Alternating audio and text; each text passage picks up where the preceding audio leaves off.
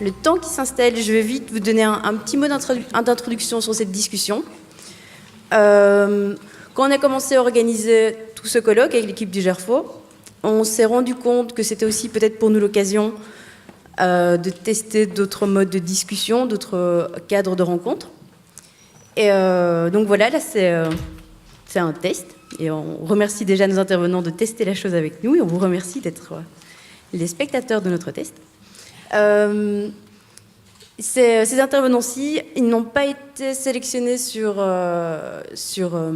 Abstract, comme les autres panels d'hier et de ce matin.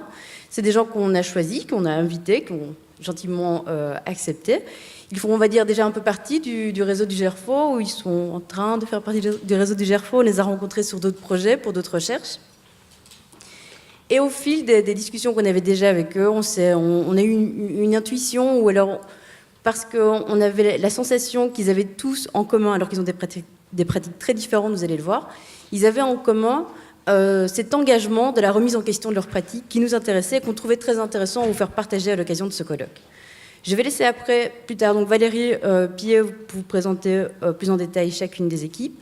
Je voudrais juste dire encore un mot sur comment on a préparé cette discussion.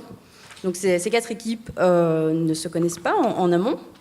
Et donc on a décidé d'organiser des entretiens avec chacune d'entre elles, d'aller dans leur agence ou d'aller parfois sur le terrain de leur action. On a discuté, on a échangé et sur le colloque et sur leurs pratiques. Et puis on a retranscrit nos entretiens. On a réfléchi. Et donc de tout ce qu'on avait, toute la matière qu'on a récoltée grâce à eux, on a fait émerger, on va dire, 4 thématiques, 4 grands sujets de discussion communes qu'on avait envie d'avoir ensemble. Et pour leur rendre tout ça, pour leur expliquer, on leur a proposé un script, un document qu'on a mis en commun, qui donnait une ligne pour une discussion qu'on aurait pu avoir, mais qu'on n'aura pas, parce que c'est pas celle-là qu'on va avoir aujourd'hui. Ce script, aujourd'hui, tout ce qu'il en restera, c'est sa structure sur 4 thématiques. On va en parler. Et donc l'organisation de la discussion. Donc voilà. Alors aussi, je vais remercier quand même Valérie Pillet qu'on a invitée pour modérer la discussion. Valérie, elle est chercheuse indépendante.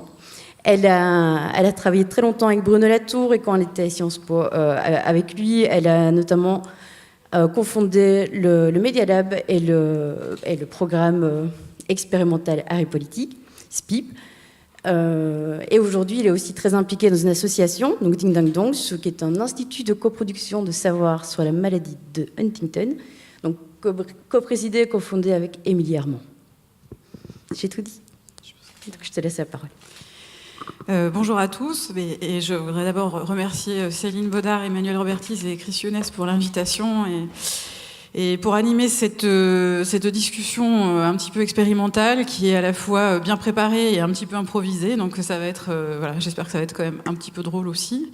Je trouve que c'est intéressant que cette discussion prenne place entre deux autres interventions, celle donc de Didier Debèze et puis la suivante de Bruno Latour, d'une part parce que c'est un petit peu ma famille aussi, mais parce que je pense et j'espère que ça va pouvoir créer des formes de résonance.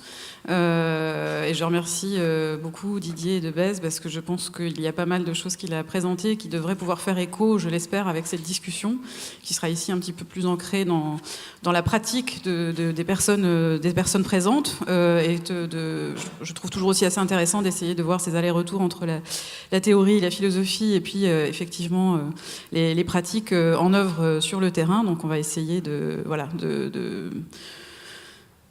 créer ces résonances diverses et variées. Alors, je vais d'abord présenter les différentes parties prenantes de cette discussion.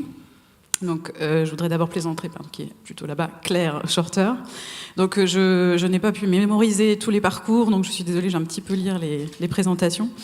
Donc Claire Shorter, qui a créé son agence en 2013, après plus d'une quinzaine d'années passées à accompagner des processus complexes de fabrication de la ville auprès de Paul Chemetov, puis de Bernard Reichen, que je ne connais pas, mais j'espère qu'on va découvrir. Elle fut notamment co-responsable du pôle urbanisme de l'agence Reichen et Robert et Associés entre 2002 et juin 2013. Son travail de projet et d'accompagnement des processus urbains se nourrit également d'une recherche sur les usages, l'œuvre et l'action, démarrée en 1993 auprès du sociologue Michel Conan et de la philosophe Chris Younes. Depuis 2013, l'agence représente GEI Architectes, c'est ça, en France, donc, qui sont des consultants danois pour la qualité urbaine, si j'ai bien compris. Et l'équipe que Claire rassemble aujourd'hui rassemble 4 architectes urbanistes, Myriam Toulouse, Simon Godard, Pauline Marty et François Leit. Donc j'espère que je ne trahis pas le... et donc l'agence, dans sa démarche, envisage l'architecte comme celui qui initie par le projet un nouveau dessin et un nouvel avenir pour un territoire, mais aussi celui qui accompagne le territoire et ses acteurs sur le temps long de sa transformation. Et l'agence s'intéresse en particulier à la métamorphose de territoires déjà occupés, habités, pour y retrouver des formes d'habitat soutenables d'un point de vue social et environnemental. Donc j'espère qu'au fur et à mesure de la discussion, nous allons apprendre beaucoup plus de choses sur tout ça, sur ce qui est assez prometteur. Voilà. Donc voilà pour la présentation de Claire Schurter. Alors c'est un petit peu long, je les présente tous d'abord, parce que sinon vous allez vous perdre dans la discussion qui va suivre. Alors ensuite, je vais vous présenter Franck Poirier et Alexandra Arène, qui sont juste à ma gauche, et qui font partie de l'agence BASE, qui est une structure de paysage et d'urbanisme fondée en l'an 2000 donc par Franck et également Bertrand Vignal et Clément Villemain, paysagistes issus de l'École nationale du paysage de Versailles. Alors BASE réunit l'ensemble des compétences liées à l'urbanisme et au paysage, la maîtrise d'œuvres de parcs urbains ou d'environnement naturel d'une part, et d'autre part la conception d'espaces publics, mais également la planification et le développement de territoires urbains, économiques, industriels ou encore touristiques. BASE, si j'ai bien compris, comprend une trentaine d'architectes, ingénieurs, urbanistes et paysagistes qui officient dans 3 villes, Paris, Lyon et Bordeaux. Donc voilà pour BASE. Alors ensuite, je voudrais vous présenter Questa, qui est ici représentée par Agathe Otavi. Questa se définit comme une coopérative culturelle qui mobilise l'artistique comme un mode opératoire pour intervenir dans le champ des territoires et des sociétés. Questa a été donc cofondée par Agathe Otavi, ici présente, et Alexandra Cohen, qui n'a pu être présente avec nous. Alexandra et Agathe travaillent depuis près d'une quinzaine d'années dans le champ de l'art contemporain, de la culture et de l'aménagement des territoires. Elles ont travaillé au sein de l'agence Arter, qui accompagne également la fondation de Questa. Et elles ont accompagné des projets ambitieux et complexes pour le compte de commanditaires assez variés, tels des artistes, collectivités, institutions ou clients privés. Et c'est de leur observation des évolutions affectant la production artistique, les cadres de commande et les enjeux de territoire qu'elles ont décidé de monter Questa. L'approche de Questa se caractérise par une grande attention au contexte, la mise en place de démarches contributives associant les usagers, habitants ou acteurs, et une volonté de mobiliser des enjeux de société dans une approche pragmatique et opérationnelle, dont on va en apprendre un petit peu plus aujourd'hui. Elles fonctionnent de manière collaborative et ouverte, et elles accompagnent les professionnels avec qui elles s'engagent réellement, que ce soit les équipes de maîtrise d'œuvre, de maîtrise d'ouvrage, les artistes et les collectifs, les équipes de recherche. Donc nous apprendrons plus un petit peu sur leur approche au cours de la discussion. Et enfin, je vais présenter pour l'atelier Georges, qui est une agence d'urbanisme, de paysage et d'architecture fondée en 2014 par 2 paysagistes et 2 architectes en temps de crise. Cette situation n'est pas une nouveauté, elle l'est simplement, selon leurs mots. L'atelier cherche constamment à faire différemment, à réinventer la pratique du projet urbain, en essayant de dépasser, si j'ai bien compris, la concurrence entre agences, mais plutôt d'essayer d'envisager des formes de partenariat, de collaboration, de constellation de collaboration, pour reprendre vos mots, de co-construction, et aussi de dépasser la dichotomie maîtrise d'œuvre et maîtrise d'ouvrage. Et du coup, l'atelier Georges développe une méthode de travail par lieu de négociation dont j'ai beaucoup envie de comprendre la teneur. Ça reste encore un petit peu mystérieux pour moi, mais nous allons en savoir plus aujourd'hui. Donc voilà.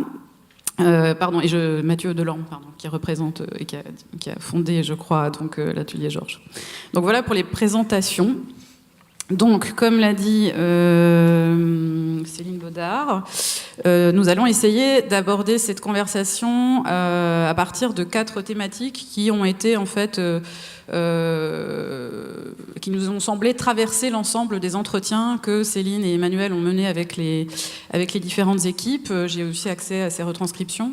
Et donc, on a dégagé effectivement 4 formes de thématiques qui nous semblaient intéressantes de traverser aussi avec eux et qui étaient une manière de les amener les uns et les autres à partager leurs pratiques.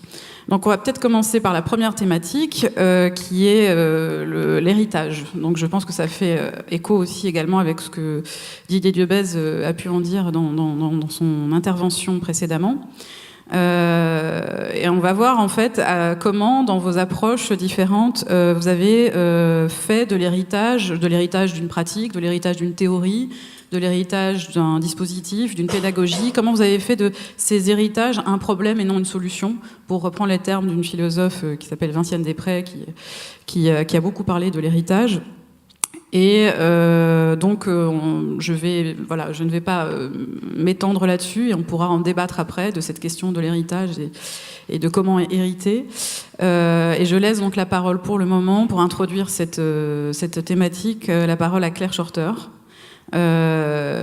qui, si j'ai bien compris, travaille à la question de l'héritage d'un urbanisme de grands tracés pour aller vers une activité plus proche du terrain et de micro-action, et de comment elle se fait l'héritière ou la médiatrice entre ces deux façons d'aborder l'urbanisme. Enfin, je vous laisse oui, merci. Ça. Donc, ma présentation pour planter le décor va être beaucoup plus anecdotique que ce qu'on a entendu juste avant, et vous m'en excuserez, j'espère. Autour effectivement de la question de l'héritage des pratiques, dans la pratique des concepteurs d'architecture, de morceaux de ville ou de paysages, puisque nous sommes là rassemblés avec ces différentes compétences.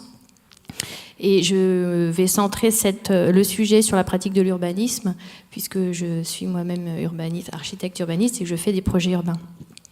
Alors j'ai mis une première image un peu iconoclaste pour juste dire que depuis longtemps, évidemment, cette question de l'héritage, enfin depuis longtemps, c'est pas si vieux ça, c'est les années 70-80, donc on a à gauche le projet Mémé, maison médicale de Lucien Kroll, qu'il a fait en Belgique avec les étudiants en médecine d'une ville dont le nom m'échappe. Et de l'autre côté, Ricardo Bofill avec Georges Frêche et Antigone. Donc rien que dans la toponymie, c'est rigolo. On a d'un côté Mémé et de l'autre Antigone, et on voit bien cette approche complètement... ce grand écart entre quelque chose de très ancré et quelque chose de très aérien, enfin en tout cas qui vient d'une approche théorique, donc des grands tracés. Alors au-delà de l'esthétique, au-delà de la question des tissus, au-delà de la question du projet de société que ça implique, moi je vais essayer de me concentrer sur la question de la pratique, effectivement, puisque c'est le sujet qui nous est posé, et en particulier de la pratique de l'urbanisme. Donc comment on projette la ville, comment on la fait advenir, sur quelle base, par quel mode d'expression, de transmission, de représentation, mais surtout, et aussi avec qui. Voilà. Alors maintenant, c'est ma petite histoire, puisqu'on nous a demandé de nous appuyer sur un projet. Alors moi, il y aura d'abord une petite histoire et ensuite un exemple de projet. La petite histoire, c'est il y a quelques années, je travaillais sur ce projet urbain. Alors le projet n'est pas encore là, mais en tout cas, c'est le site de l'Union à Roubaix. Site de l'Union entre Roubaix, Tourcoing, Wattrelos, d'anciennes friches industrielles. Donc on voit ici le terrain de jeu, on voit un assemblage de tissus, les anciennes usines textiles, des anciens tracés dont on peut aussi hériter dans le projet, mais le sujet est pas encore là. Et puis voilà deux exemples d'acteurs avec qui au quotidien j'essayais de travailler. En tout cas, je discutais. Madame Parent, qui représentait l'association Rase pas mon quartier, d'une petite impasse habitée qui avait fait l'objet d'une acquisition foncière et qui devait initialement, avant que le projet soit fait, être rasé. Et puis, de l'autre côté, l'entreprise Decathlon, qui elle avait décidé d'acquérir une partie une ancienne friche, une ancienne brasserie, et avait décidé d'installer des terrains de foot en synthétique sur une emprise qui devait être un parc, initialement un parc urbain, et qui devait être ouvert à tous. Et là, l'idée, c'était de faire des terrains fermés en passant par le magasin, etc. Donc c'est encore une fois caricatural, mais c'est pour vous montrer un petit peu le grand écart que je faisais en permanence entre la tentative de travailler et de discuter, de faire avancer et de transformer des initiatives préalables sur l'hypothèse de raser des maisons habitées. Et puis de l'autre côté, réduire les envies foncières impérialistes d'un grand groupe commercial. Et en particulier sur le projet de l'impasse Stephenson, on travaillait avec Patrick Bouchin, qui avait été choisi par le même maître d'ouvrage que nous pour accompagner cette démarche justement de reconstruction des maisons et de transformation des maisons. Et un jour, un journaliste écrit un article sur le travail de Patrick Bouchin.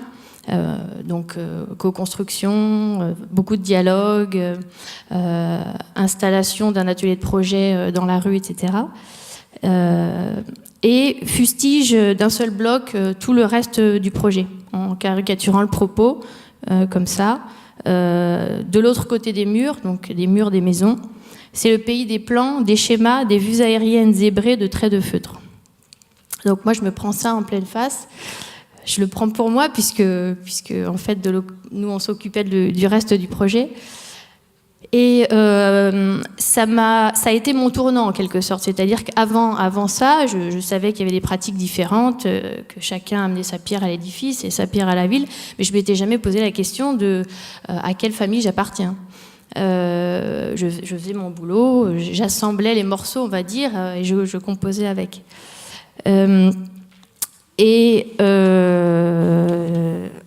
En discutant autour de moi de ce projet, donc j'étais un peu, j'avoue, un peu perdue, parce que je faisais pas du Bouchin, ça c'est sûr, mais je faisais pas non plus des vues aériennes zébrées de Freud. Je passerais mon temps sur le terrain à essayer de concilier les contraires, à essayer de concilier des visions du monde complètement opposées pour faire ville et pour faire projet.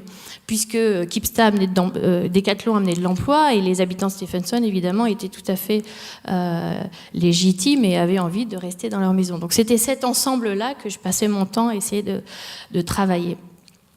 Et je raconte un jour à quelqu'un ce qui m'arrive, et je dis, enfin vraiment, à l'Union, il y a des familles, c'est vraiment des familles.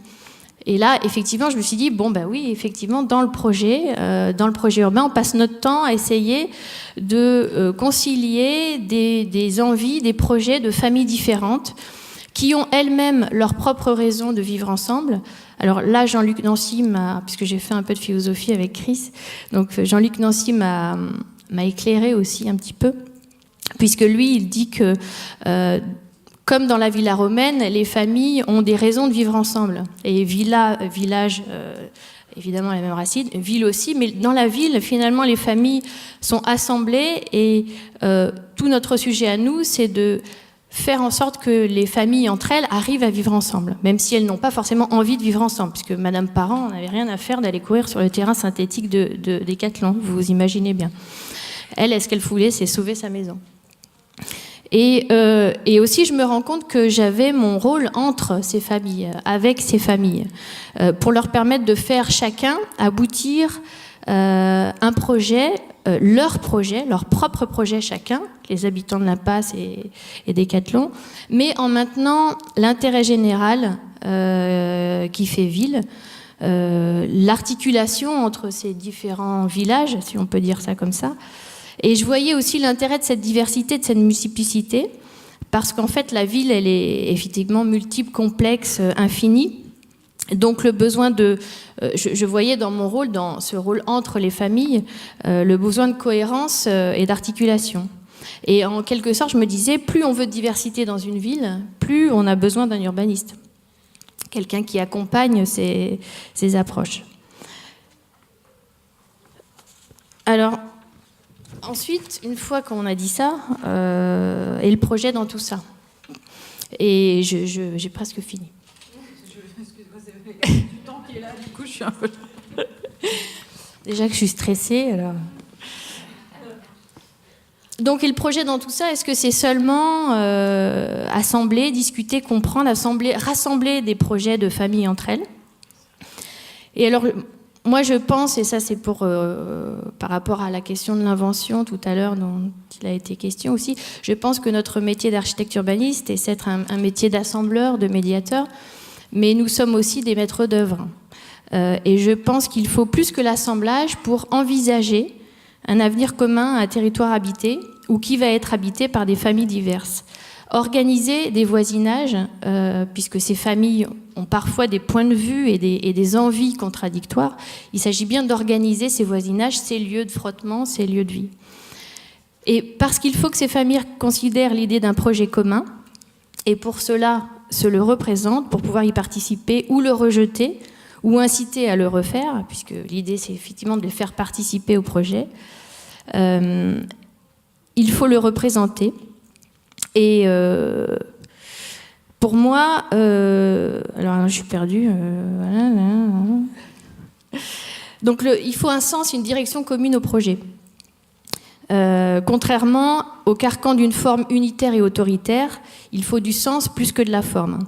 Et à mon avis, le sens doit être figuré. Et je m'insiste sur ce mot figure, qui pour moi est plus important que le mot projet. Dans figure, il y a évidemment l'aspect figure géométrique qui a trait au tracé et qui nous parle à nous en tant qu'architectes aussi, mais il y a aussi enfin, disons, ça parle aussi de visage, ça peut aussi parler de visage, de quelque chose qu'on reconnaît et qui est familier. Et pour moi, c'est donc une forme de synthèse de ligne directrice, de ligne de force qui peut être dessinée et représentée et qui, à mon sens, est déterminante pour le récit du projet, sa représentation et sa transmission. Et qui fait que tout à coup, l'assemblage des projets et des familles fait sens et constitue un nouveau tout et pas seulement la somme des parties. Donc la figure, j'essaye de définir ça comme l'invention de la reliance de ce qui fait corps dans le projet, de ce qui va mettre en mouvement, ce qui va concilier vers un avenir différent, inconnu, donc qui interroge, voire qui fait peur, qui inquiète, mais qui est commun. Alors j'ai mis rapidement un tout petit exemple. Bon voilà, ça c'était... Je vais passer très vite. Un tout petit exemple de projet pour illustrer cette figure. Donc un projet sur lequel on travaille à Nantes, qui est un quartier d'habitat social des années 70. Voilà. Donc en fait, c'est des petites barres et des petites barrettes jetées comme ça sur un territoire très désorganisé. Il nous a fallu beaucoup de temps pour essayer de se repérer dans le quartier, comprendre comment les choses s'articulaient à leur environnement, etc. Et alors on s'est immergé, on s'est promené, on a arpenté, on a regardé, on a questionné, on a rencontré les habitants, on les a fait sortir de chez eux, parce que dans ces quartiers, c'est pas toujours facile d'avoir accès à des initiatives et à des habitants qui ont envie de participer à des projets, parce qu'ils ont aussi d'autres problèmes dans la vie, parfois. On a fait des ateliers de travail autour de cartes, autour d'idées, on a beaucoup parlé. Et on a construit un kiosque, à la fois un kiosque et un banc qui permettait à la fois d'afficher nos questions, là où on en était, nos idées, peut-être que les habitants affichent aussi leurs propositions, et puis tout simplement aussi un lieu pour s'asseoir et puis pour discuter dans l'espace. Et puis on a évidemment regardé l'histoire du site, la topographie, la géographie, et tout ça nous a amené à un temps de latence. C'est-à-dire que il y a un problème dans le projet aussi, c'est qu'on a affaire à des maîtres d'ouvrage qui sont très impatients, des clients. Ils nous passent commande, on fait un diagnostic, 2 mois après ou 3 mois, on doit rendre un projet. Et au bout de 3 mois, moi j'étais sèche et j'ai dit à mon client, écoutez, je sais pas. Je sais pas, je vais pas vous tracer une route en plein milieu pour résoudre le problème de l'articulation de ce projet avec son environnement. Et puis, bon, à force de se promener, de discuter, ça c'est les plans de l'époque, essayer de comprendre aussi comment avait été conçu ce projet, où étaient les entrées, les parkings, enfin, en gros, ça n'avait pas toujours beaucoup de sens. on a trouvé une figure qui nous a permis d'essayer de redonner du sens, et en même temps quelque chose de très simple, redonner du sens à un projet commun. Et en fait, cette figure, c'est ce qu'on a appelé le fil des proximités. C'est quelque chose qui est déjà là, c'est-à-dire c'est un espace public qui aujourd'hui a un morceau de pelouse, un morceau de parking, un morceau de rue, qui aujourd'hui n'a pas de forme. Et on a proposé aux habitants, après en avoir beaucoup discuté dans le projet, on s'est rendu compte aussi qu'il était très parcouru cet espace, même s'il ressemblait à rien, d'en faire un lieu où les gens pouvaient se reconnaître, pouvaient se réorienter dans le projet. Et aussi, il se trouve que ce parcours longe les plus grandes barres du site. Alors, on a fait 0 démolition. L'idée, c'était vraiment de s'accrocher à ce qui existe. Et la proposition, c'était d'associer un travail sur cet espace public, donc retrouver une continuité, des espaces où s'asseoir, des dilatations, etc. Puis peut-être aussi une homogénéité qui se raccorde au quartier voisin. Et aussi avoir une action sur les rez-de-chaussée. Donc voilà, on avait fait des petites actions pour expliquer aux habitants ce que ça pouvait, en zoomant, ce à quoi ça pouvait ressembler. Et puis surtout, on s'est dit, c'est pas seulement un espace public, c'est un espace qui se retourne sur les rez-de-chaussée, puisque ce quartier souffre également de rez-de-chaussée complètement aveugles, avec des garages, etc. Donc on a fait un collage, donc c'est aussi un mode de représentation qui est particulier, c'est la dernière image, et qui c'était pas l'objet de faire une perspective réaliste, c'était plutôt de donner une ambition, de dire ben voilà, c'est plus seulement que des parkings, que des trottoirs, que des bouts de pelouse ou que des tracés, des chemins de chèvre dans des espaces. C'est aussi un espace qu'on peut concevoir ensemble et qui déborde sur des rez-de-chaussée qui sont toujours des lieux de stationnement, mais on met en valeur les entrées. Et à la limite, ce qu'on fait sur la partie supérieure des bâtiments n'a pas tellement d'importance. C'est vraiment l'espace du sol et les rez-de-chaussée qui prennent de l'importance autour donc de cette figure commune du fil des proximités. Merci beaucoup, Claire. Donc, je ne sais pas si j'engage directement les autres intervenants à réagir ou est-ce que je vous engage plus personnellement, chacun d'entre vous, à aborder vos formes d'héritage. Je vous laisse d'abord réagir, peut-être. Oui, alors sur cette question d'héritage, c'est vrai que c'est toujours un sujet délicat, puisque nous, on est une jeune agence, ça fait 1 an et demi à peu près, et notre souci, ça a été surtout de pouvoir travailler, c'est-à-dire d'accéder à la commande. Donc nous, on s'est créé avec une conviction, c'est que la façon de faire du projet, la façon de travailler ne pouvait pas être celle de nos professeurs à l'école, par exemple. Donc c'est plutôt l'héritage de comment on construit, comment on crée un espace public, comment on travaille la fabrique de la ville, comment on s'insère dans cette fabrique de la ville. Donc c'est vrai que nous, l'héritage, c'était plutôt une volonté d'expérimenter des nouvelles pratiques.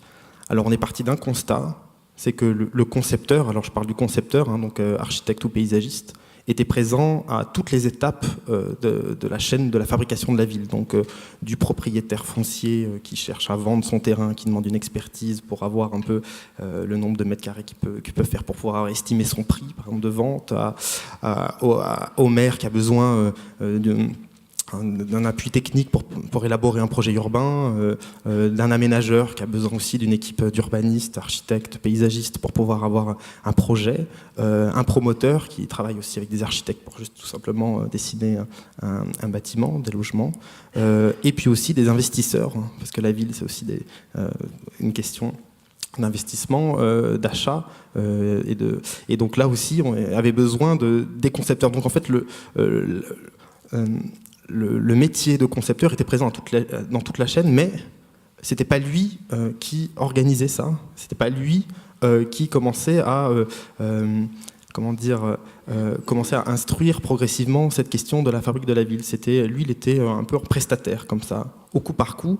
Et nous, on avait la conviction que maintenant, vu qu'on a plusieurs injonctions comme ça, la contrainte financière, reconstruire la ville sur la ville, donc c'est pas du tout les mêmes modèles économiques que construire la ville dans une extension sur un domaine agricole. la revitalisation des milieux ruraux aussi, de l'espace rural qui est un grand problème. Enfin, en tout cas, nous on travaille avec des élus qui sont complètement désemparés dans des zones très compliquées à tout simplement faire du projet. Et en ville, on a énormément de situations qu'on appelle des projets en souffrance, un potentiel de projet, mais aucun opérateur, aucun modèle économique n'existe, juste pour commencer il n'y a pas de cadre pour accueillir aussi toutes les volontés de transformer les choses. Donc nous, on s'est dit, on va essayer de travailler cet héritage de l'accès, c'était plutôt cette idée de l'accès et de la façon de travailler. Et après nous, on est rentré dans la commande par un formidable outil qui est le concours Europan, qui nous a permis tout simplement de nous lancer, puisque c'est là où on a pu tester des choses de manière un peu construite, et après avec ce tremplin qui a permis d'accéder à des élus, à des techniciens, à des collectivités sur lesquelles on a pu commencer à travailler. Donc nous, c'est vraiment ce que je voulais dire là-dessus, on apprend beaucoup de choses à l'école. Moi j'ai fait une école de paysage, je suis paysagiste, et après j'ai fait une école de commerce sur ces questions de fabrique, parce que je sentais que tout ce qu'on apprenait à l'école, on n'allait pas pouvoir l'exprimer avec la finesse de conception, parce que le métier de concepteur est un métier compliqué, qui est dans un flou permanent, qui est avec des sommes de connaissances, mais ce que j'aimais bien ce que disait François Julien ce matin, ce n'est pas que de la connaissance, c'était aussi de la connivence. Donc c'est cette notion où on a peu encore de vocabulaire pour bien l'exprimer. Et donc tout ça, ça servait à rien si on n'arrivait pas à créer un nouveau cadre de commande, quoi. Donc voilà, ça c'était une des questions qui nous a permis de nous regrouper ensemble pour avancer. Très bien, merci. Alors là, du coup, je vais enchaîner, je pense, avec Agathe, parce que là, je vois un lien assez direct, en fait, dans l'approche de Questa aussi, sur cette question de la commande, et puis également pour Questa, de l'héritage du dispositif de participation. Enfin, je ne sais pas si c'est... Je t'engage à réagir sur ça, mais voilà. À la participation, mais effectivement cette question de l'héritage et des pratiques, pour nous, elle est intéressante parce que voilà, dans cette assemblée, je pense que je suis la seule qui n'est pas concepteur, donc voilà, je ne suis pas architecte. On a plutôt une formation en anthropologie, en littérature, en histoire de l'art, en urbanisme, voilà, donc différentes compétences, mais on n'a pas cette position en fait du concepteur. Et effectivement, l'objectif de Questa, c'est de venir déplacer et inventer aussi des nouveaux cadres de commande. Donc déplacer le processus artistique dans des champs qui ne sont pas ceux de l'art, donc notamment le champ des territoires, des champs de société plus largement, et déplacer en fait ces processus-là aussi, c'est réinventer en fait nos pratiques, et non pas en venant proposer une figure comme vous le faites, et je suis très sensible à ce que vous dites, mais en proposant autre chose qui est aussi cet ordre de l'agencement dont vous parlez. Et évidemment, ça, on ne fait pas ça seul, on le fait avec d'autres, on le fait avec des paysagistes, avec des urbanistes, avec des architectes, mais aussi voilà, toujours avec d'autres acteurs, et avec l'idée vraiment de pouvoir trouver un nouveau rôle en fait aussi. À la manière de faire du territoire. Et on hérite, nous, d'une pratique qui est celle notamment de la production artistique. Je pense que c'est important de le dire ici, où en fait... le rôle d'un producteur artistique, ça va être justement de gérer tout de A à Z, de l'idée de l'artiste qui va lui vouloir faire telle sculpture dans tel espace public, jusqu'à sa réalisation, en organisant en fait l'ensemble de la chaîne et en tenant complètement son process de A à Z, en tenant les budgets, en tenant les liens avec les commanditaires, en tenant le lien avec l'artistique, etc. Et du coup, c'est une implication en fait qui est aussi peut-être un petit peu différente de celle que peuvent avoir des architectes urbanistes dans le cadre de grandes opérations de maîtrise d'œuvre qui sont évidemment beaucoup plus larges, sur des temporalités beaucoup plus longues, et donc qui ne peuvent pas permettre la même implication, parce que ce rôle du producteur artistique, c'est souvent dans des temps très courts de faire réaliser voilà, l'idée et hop, le projet est là.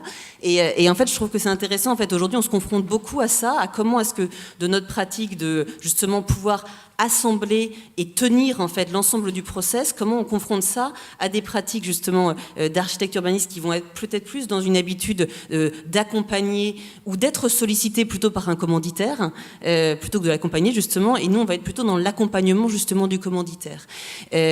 Donc voilà, ça c'est aussi un des héritages de nos pratiques. Sur la question de la participation, je sais que tu souhaitais qu'on en parle. Effectivement, en tout cas, on a inscrit notre action sur des questions de comment on peut travailler de nouveaux cadres pour faire avec.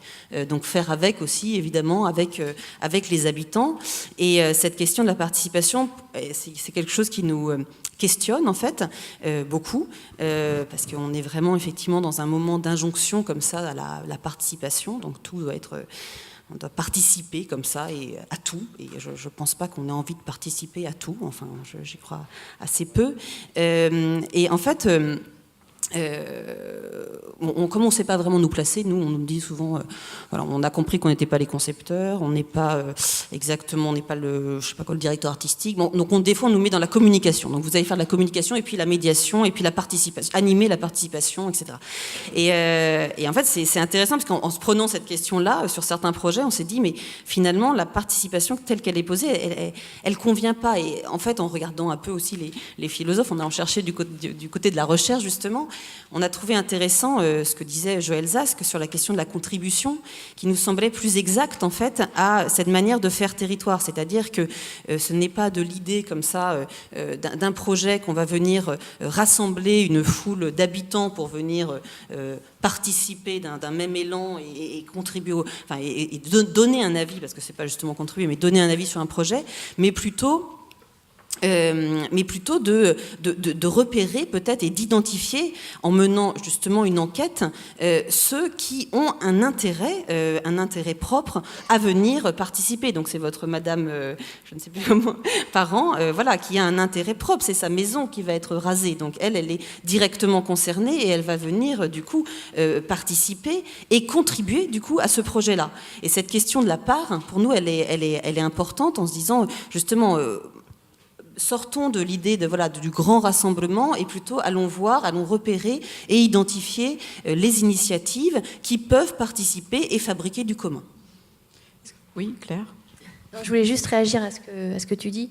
Effectivement, les familles, elles sont, ce que moi j'appelle les familles, en tout cas les personnes qui ont envie de participer au projet, enfin en tout cas à l'avenir d'un territoire. Et je te rejoins là-dessus. La participation et la généralisation de la participation, finalement, elle dilue le propos.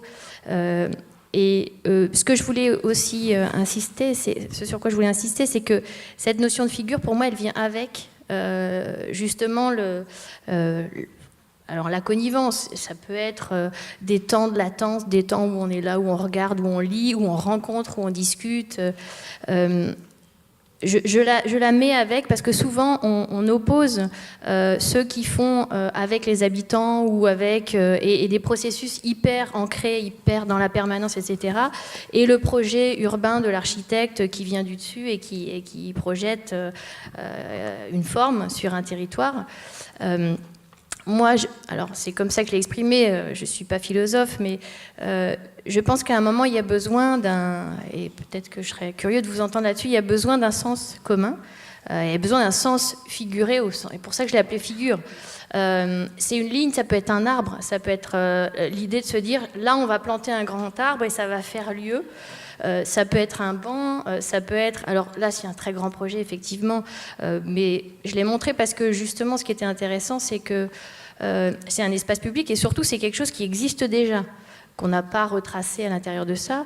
Et après, pour rebondir sur ce que tu dis aussi sur Joël Zask, c'est que, en citant De Oui, c'est que c'est pas une fin en soi, cette figure. C'est un médium pour faire avancer le schmilblick, pour mettre en mouvement.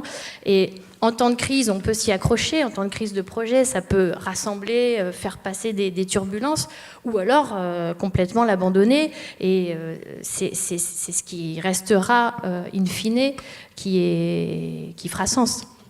Donc je ne voudrais pas qu'il y ait de mauvaise compréhension. En tout cas, je ne remettais pas en question la notion de la figure, mais de... Alors, peut-être enchaîner avec Franck ou Alexandra. Alors, j'avais un petit peu vu dans votre entretien que vous vous situez peut-être plus sur une question d'héritage de théorie, en tout cas la théorie du paysage. Je voulais peut-être avoir un petit peu votre réaction là-dessus, ou alors vous êtes libre de réagir à ce qui s'est dit avant, autrement, je ne peux pas dire. Non, deux choses. Le métier de paysagiste est nettement plus récent, évidemment, que celui d'architecte. On vient à peine de réussir à s'introduire, on va dire, dans les questions majeures de l'urbanisme. Donc on n'a pas forcément un héritage ou un acquis derrière nous aussi important en termes d'école de pensée qu'en architecture. Après, en termes d'héritage, du coup, nous, on n'est pas tellement, voilà, on n'a pas tellement un positionnement sur la question de l'héritage au sens premier du terme, même si Michel Courajou, pour les paysagistes contemporains français, a été évidemment un maître, notamment dans sa position, en disant que, enfin, je le cite, c'est qu'on fabrique du paysage, ou on rentre dans un projet de paysage comme on rentre dans une conversation. Et donc ce degré de tact et de circonstance qu'il faut mettre dans le projet lorsqu'on essaye d'amener une part à un récit, on va dire, me semble être la meilleure manière de représenter, on va dire, notre héritage de ce point de vue-là. Ensuite, et donc la question, ça renvoie évidemment à la question de la mise en récit du projet, c'est-à-dire qu'on s'introduit dans une discussion qui a eu lieu avant nous et qui continuera après nous d'ailleurs. Donc ça veut dire qu'on doit, de manière assez douce, venir infléchir une discussion et pas venir s'imposer.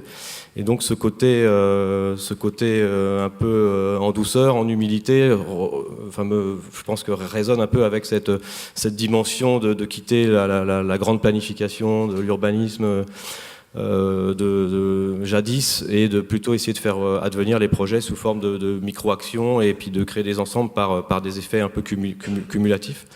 De ce point de vue-là, on va dire la concertation joue un rôle assez important justement dans l'infléchissement qu'on peut opérer sur l'aspect narratif du projet, qui est absolument nécessaire justement pour le partager, pour le faire appartenir et le faire reprendre par le politique notamment. C'est ce que vous disiez, effectivement, dans l'entretien, j'avais relevé cette petite phrase que vous essayez dans votre pratique d'échapper au faire école. Alors, je voulais peut-être que vous réagissiez au faire école. Oui, c'est-à-dire que en parallèle de ça, ce qui est assez marrant, c'est qu'on assiste, et c'est ce que vous êtes en train de dire, et peut-être c'est ce que je vais aussi dire tout à l'heure, c'est qu'on a quand même un renouveau du métier. C'est-à-dire qu'on ne travaille pas véritablement comme avant. C'est pas de notre propre chef, c'est une tendance, on va dire, démocratique ou politique qui fait la chose. Jadis, on était retenu sur un modèle de compétition, normalement même anonyme. C'était les fameux concours où on devait réaliser un projet, le défendre éventuellement, et on était déclaré lauréat. Aujourd'hui, on nous demande plus du tout d'intentionnalité aussi dessinée, aussi forte. On nous demande juste de répondre sur méthodologie. Donc on rend des notes méthodologiques écrites. Donc on devrait plutôt quasiment venir d'écoles de philosophie pour commencer à avoir le droit de travailler, il me semble. Où du coup l'aspect narratif et l'aspect de mise en récit du projet devient pratiquement la seule manière d'advenir à la commande, ou d'atteindre la commande. Et donc cette méthodologie, nous on a du mal, et c'est pour ça qu'on a du mal à dire qu'on fait école, déjà parce qu'on n'a pas suffisamment de recul sur nous-mêmes, on est vraiment des praticiens et sans doute pas suffisamment des théoriciens. Mais notre méthodologie, c'est de ne pas avoir de méthodologie. Donc nous, on est un peu embêtés à chaque fois quand on doit répondre à une note méthodologique sur un site, c'est que justement, on n'en a pas, et qu'on ne fonctionne pas justement sur un dogme ou sur un principe un peu autoritaire, sur une méthodologie de travail. Justement, on essaye d'adapter à chaque fois, à chaque site, suivant chaque circonstance, suivant chaque programme, pas forcément une méthode de travail d'ailleurs, mais plutôt une tendance et un assemblage de logiques qui permettent de faire advenir le projet avec un minimum de sens et avec un minimum de cohérence. Voilà.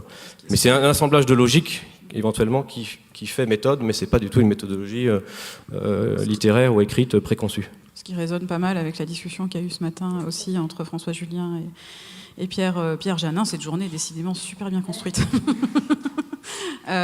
Merci beaucoup. Alors je regarde parce que j'essaye de comprendre ce que la gardienne du temps me dit. Donc voilà, on a sur la première thématique, on a un peu bouclé. Désolé, c'est un exercice, on tente le truc, donc c'est un peu compliqué. Juste peut-être clôturer sur le fait que moi, ce que j'avais trouvé intéressant en fait dans les 4 démarches en termes d'héritage, c'était que il y avait, vous avez tous à votre façon, vous évitez tous finalement la tabula rasa, c'est-à-dire on repart de rien et on réinvente, et en même temps, du coup, comment on négocie avec ce qui est déjà là, et en même temps comment on invente, en même temps Comment on ruse de nouvelles pratiques. Et c'est Pour ce que je trouvais, reprendre. Pardon ? Comment on ruse? Voilà, comment vous rusez exactement. Ça peut être très intéressant, les ruses aussi.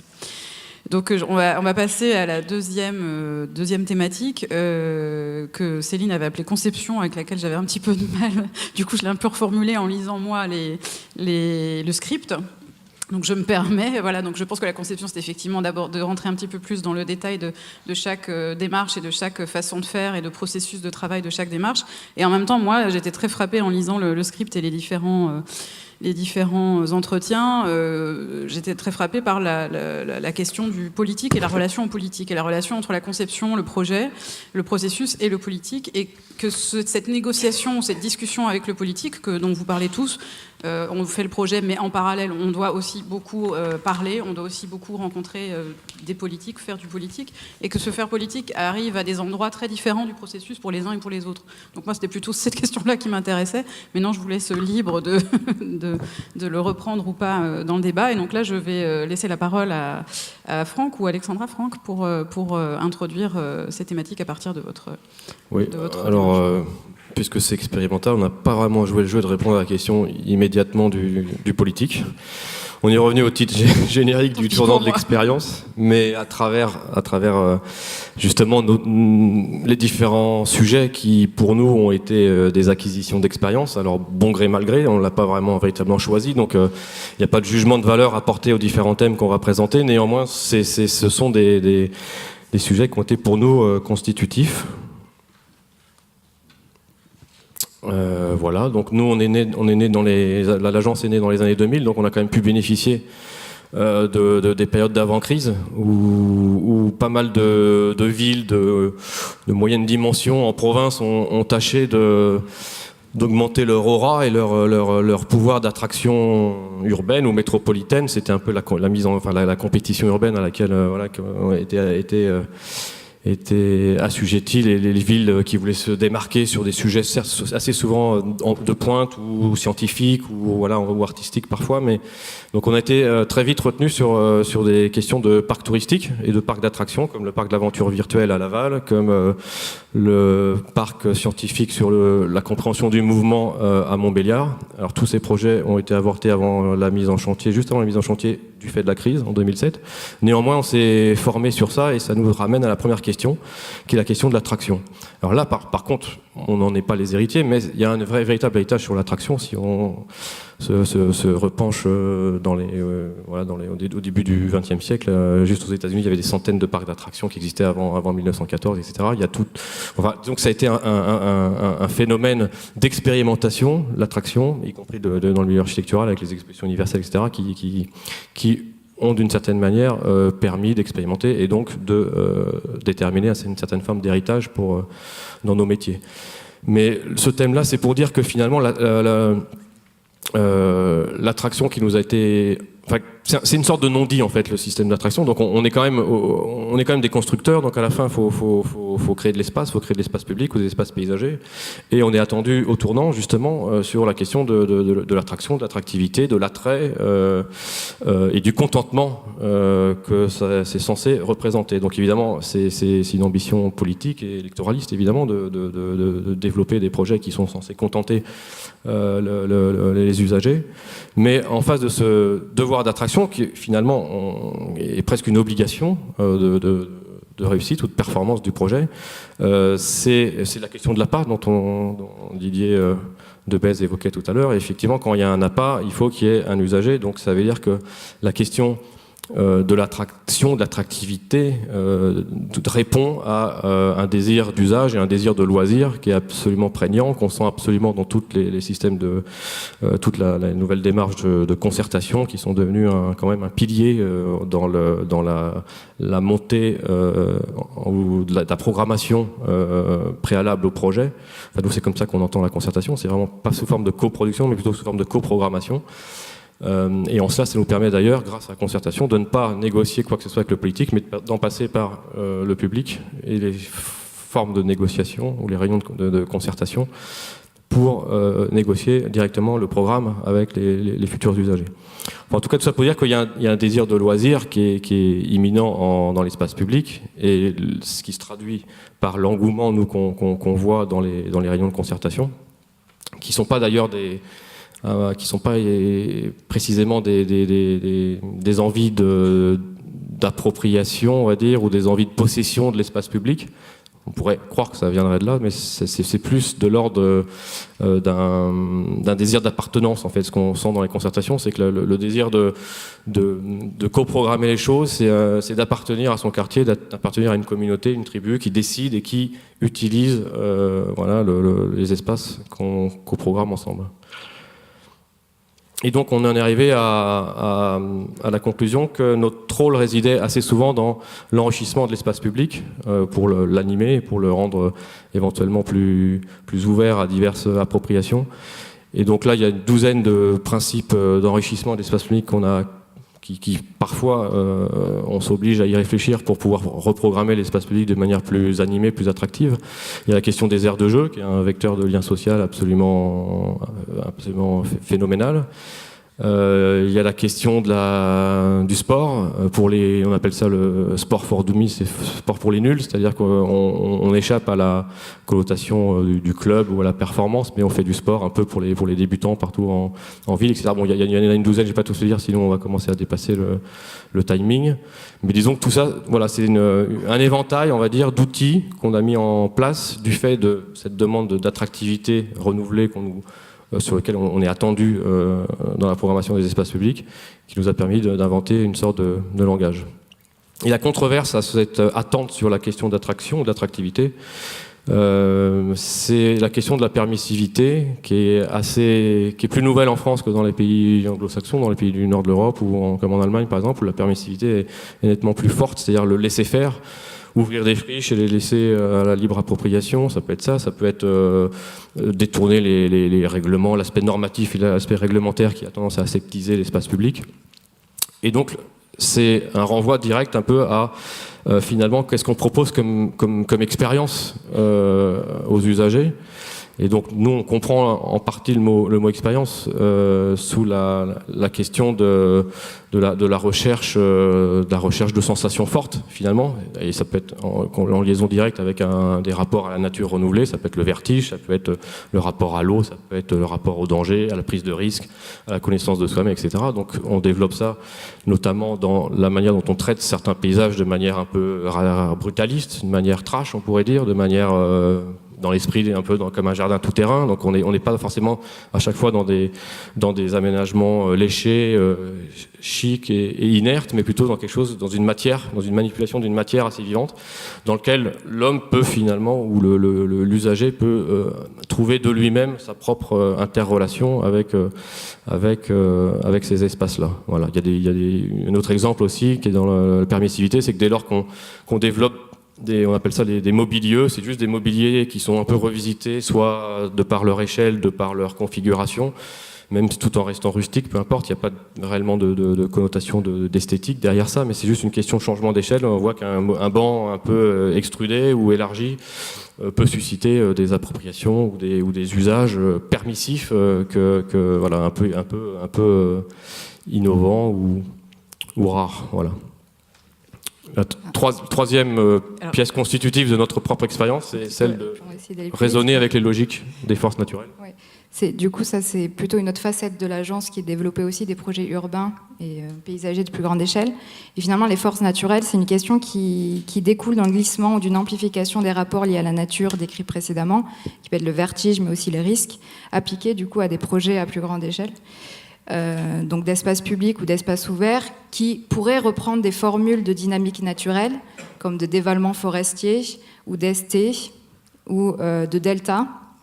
Autrement dit, ce seraient des interprétations empiriques de forces dites naturelles, invisibles, préalables ou originales, qui pourraient redéfinir des règles d'aménagement et constituer potentiellement des formes urbaines, et ceci par le redessin ou la remise en perspective de ces forces naturelles ou géographiques.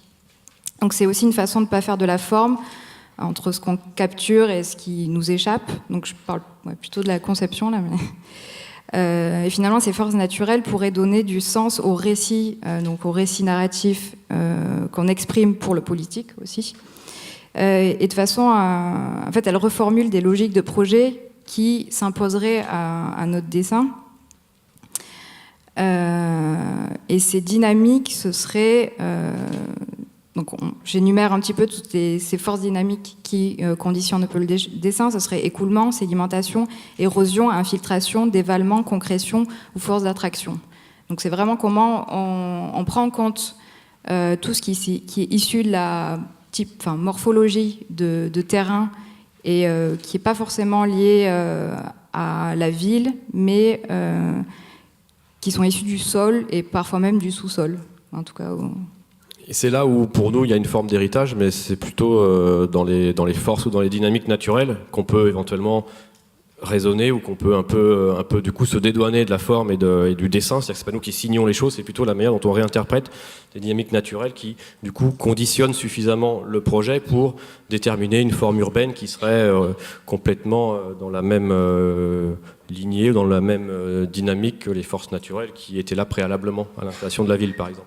Donc là, c'est l'exemple de Bordeaux-Atlantique où toutes ces forces assemblées en fait, ont commencé à dessiner dans l'esprit des différents affluents hydrauliques qui alimentaient les marais du fleuve, ont dessiné finalement la forme urbaine qu'on a proposée. Voilà. Donc là, on voit un petit peu effectivement la fabrication du récit à l'œuvre et qui va vers le politique ou dans lequel vous voulez faire adhérer le politique. Et peut-être que Claire veut réagir là-dessus parce que c'était un petit peu aussi cette dimension-là qui était présente dans votre entretien. Donc je me demandais si oui, vous commencez à réagir. Par rapport à la question de récit, effectivement, et à la question de figurer, c'est compliqué de parler de quelque chose qu'on ne se représente pas, me semble-t-il. Et encore une fois,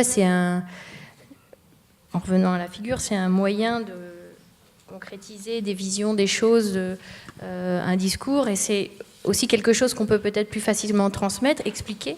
Quelle qu'elle soit cette figure, effectivement, elle peut être paysagère, elle peut être un écoulement de forêt dans un territoire, elle peut être...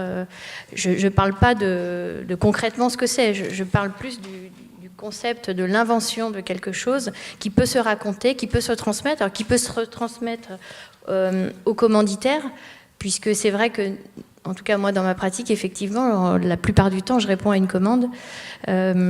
Et ce que je disais tout à l'heure, c'est que le commanditaire, il est impatient, il a besoin qu'on lui raconte quelque chose. Souvent, nous, on essaye de calmer le commanditaire pour prendre le temps de cet errement, de ces rencontres, de ces prises de biais, pour pas prendre les choses frontalement et pas faire des propositions frontales non plus.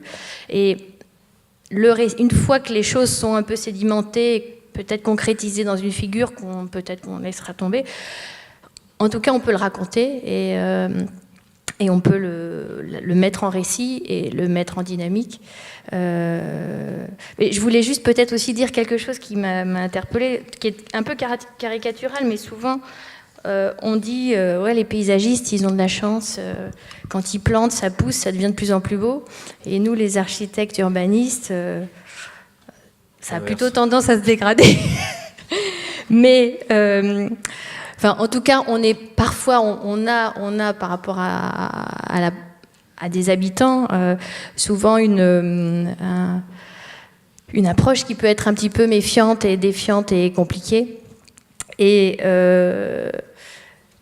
ce qui rassemble aussi des familles, pour revenir à ça et pour rebondir sur la présentation, c'est des valeurs. Et le paysage est une vraie valeur qui peut rassembler autour d'un projet. Donc la figure paysagère en elle-même peut être un élément de projet qui dynamise quelque chose de beaucoup plus large et quelque chose qui a trait à un territoire beaucoup plus large. Je ne sais pas si j'ai répondu à la question, j'ai rebondi. Non, mais il serait assez intéressant de suivre effectivement les effets aussi de ces récits dans le contexte de la commande et dans la reformulation des commandes. Et du coup, ça m'amène à peut-être interroger Mathieu et Agathe, qui, je pense, sont du coup, pour le coup, tous les deux à un autre endroit. C'est-à-dire que la négociation, la concertation avec le politique intervient en amont de la fabrication ou avec la fabrication du récit. Donc, je ne sais pas dans quel ordre vous voulez réagir, mais Mathieu ?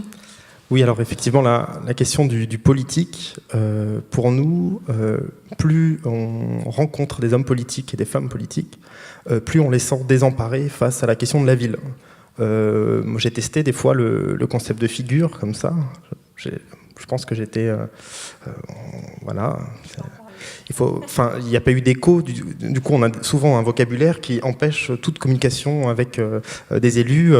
Et ça, c'est vraiment un vrai problème, puisque nous, on arrive avec nos concepts, notre vocabulaire qu'on a appris, qu'on a rodé, qu'on a affiné, qu'on a enrichi de colloques entre la philosophie et l'architecture. Donc, on arrive avec un bagage, et puis après, en face, on est sur des problèmes très concrets, très simples, avec un élu qui ne sait pas qui et quoi va l'aider à résoudre un problème, qui est, ça peut être tout simplement, qu'est-ce que je dis à un agriculteur qui vient dans mon bureau et qui me dit, je vais raser ma haie là parce que il me faut, il faut que je cultive un peu plus de terrain.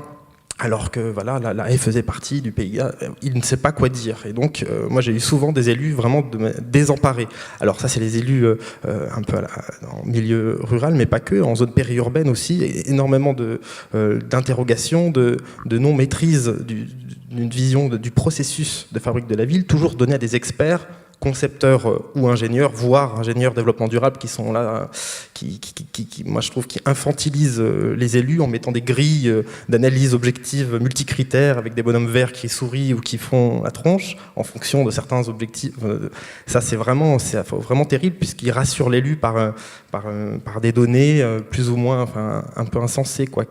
Et nous, on essaye de redonner un peu un cadre en disant, bon, alors qu'est-ce que vous voulez faire? Et puis en plus, comme ça, ils ont quand même des convictions, ils ont quand même une vision, et nous on part de là, et à partir de là on décline de manière un peu stratégique, en fait, en reprenant ce terme-là, c'est-à-dire une façon de créer une commande avec des équipes qui auront les savoir-faire à un moment donné, pertinents à ce moment-là, pour avancer et affiner les choses. Donc c'est plutôt, c'est de la maïeutique, quoi. C'est vraiment comment on accompagne. Et pour moi, la figure de l'élu, c'est ça, c'est quelqu'un qui a un problème, qui a une envie, et il ne sait absolument pas... alors il y en a certains qui ont des idées arrêtées, toutes faites. Il y a eu des échanges assez musclé sur certains principes, mais après nous, ce qu'on engage, et c'est pour ça qu'on appelle ce qu'on appelle des lieux de négociation, c'est-à-dire que bien sûr, on est en tant que concepteur, on arrive quelque part, on essaie de cibler des lieux où se joue le projet. Le plus possible, alors un croisement de plein de contraintes, scientifiques, techniques, des fois on reçoit des rapports très compliqués qu'on essaie d'analyser pour savoir où est vraiment l'enjeu, des espaces naturels et des cycles naturels qui redéfinissent un petit peu nos lieux comme ça, et sur ces lieux-là, on commence à instaurer une négociation avec les parties prenantes, qui sont souvent des porteurs de projets, qui sont aussi du monde de l'entreprise, associative. Alors l'association aussi, on essaie de cibler un peu les choses, pour pas que... Mais en tout cas, et puis un certain nombre de nouveaux acteurs, il existe énormément de nouveaux acteurs aujourd'hui qui font la ville, des fondations comme Terre de Liens, qui ont levé plus de 25 millions d'euros pour acheter une centaine d'exploitations agricoles en France. C'est vraiment un vrai fonds d'investissement, et c'est pas des mots grossiers, le domaine économique est important aussi pour transformer les choses. Et ça, pour nous, c'est une table de négociation qui s'ouvre avec les acteurs qui permettent juste de faire avancer le sujet. Comme ça, on avait fait un test à l'atelier. On avait, dans un projet plutôt classique, on avait estimé le coût de chaque réunion en additionnant les coûts jours des personnes qui étaient invitées. Et on essayait d'estimer ça en fonction de la puissance de la conclusion de la journée. Donc on essayait d'estimer le coût perdu à se réunir pour ne rien faire. Et ça, on s'est dit plus jamais, quoi. Maintenant, la table de négociation, il y a un objectif à la fin, on essaie d'avancer et on essaie de faire venir les bonnes personnes. Voilà. Ça, c'est notre négociation de projet. Merci. Alors peut-être enchaîner avec, merci Mathieu, avec Agathe. Dans un autre esprit, mais également économique, nous on a fait un calcul sur... on a réalisé des parcs qui étaient censés être des parcs écologiques de développement durable, et on a calculé juste le mouvement de terre, ce que ça a généré en apport de terre végétale, en déplacement de camions, en dépenses de CO2 dans l'oxygène. On devait replanter on aurait dû replanter 140 hectares de forêt pour compenser le parc de 5 hectares qu'on avait créé. Pour clôturer, Agathe, cette session, cette question du politique. Cette question du du politique, oui. Non, mais c'est vrai que c'est intéressant de la poser comme ça, parce que moi je pense qu'effectivement un projet d'aménagement, quel qu'il soit, c'est avant tout un projet politique. Et effectivement, je trouve que ce lien au politique, il est extrêmement important et à travailler encore plus qu'il ne l'est, parce qu'effectivement il y a une tendance à l'infantilisation des politiques. Je suis tout à fait d'accord avec l'idée qu'on va leur montrer quand même 2-3 images, un concept rapide et sans prendre le temps de déplier les choses. Alors moi je pense que c'est extrêmement important justement ce temps-là, de déplier les choses et d'en avoir recours aussi à d'autres endroits de réflexion, peut-être plus théoriques, mais de prendre ce temps-là, parce que je pense que les choses se comprennent très bien en fait. Et deuxièmement, de trouver aussi les cadres pour venir déplacer aussi le politique, donc déjà le sortir de son bureau, c'est important, c'est ce que j'entends aussi dans les tables de négociation, c'est-à-dire qu'à un moment, l'ensemble des schémas sont un petit peu à repenser entre le politique d'un côté qui va faire sa commande ascendante, le concepteur qui va répondre à cette commande-là, et puis ensuite le territoire qui serait comme ça un espèce d'ensemble en bas.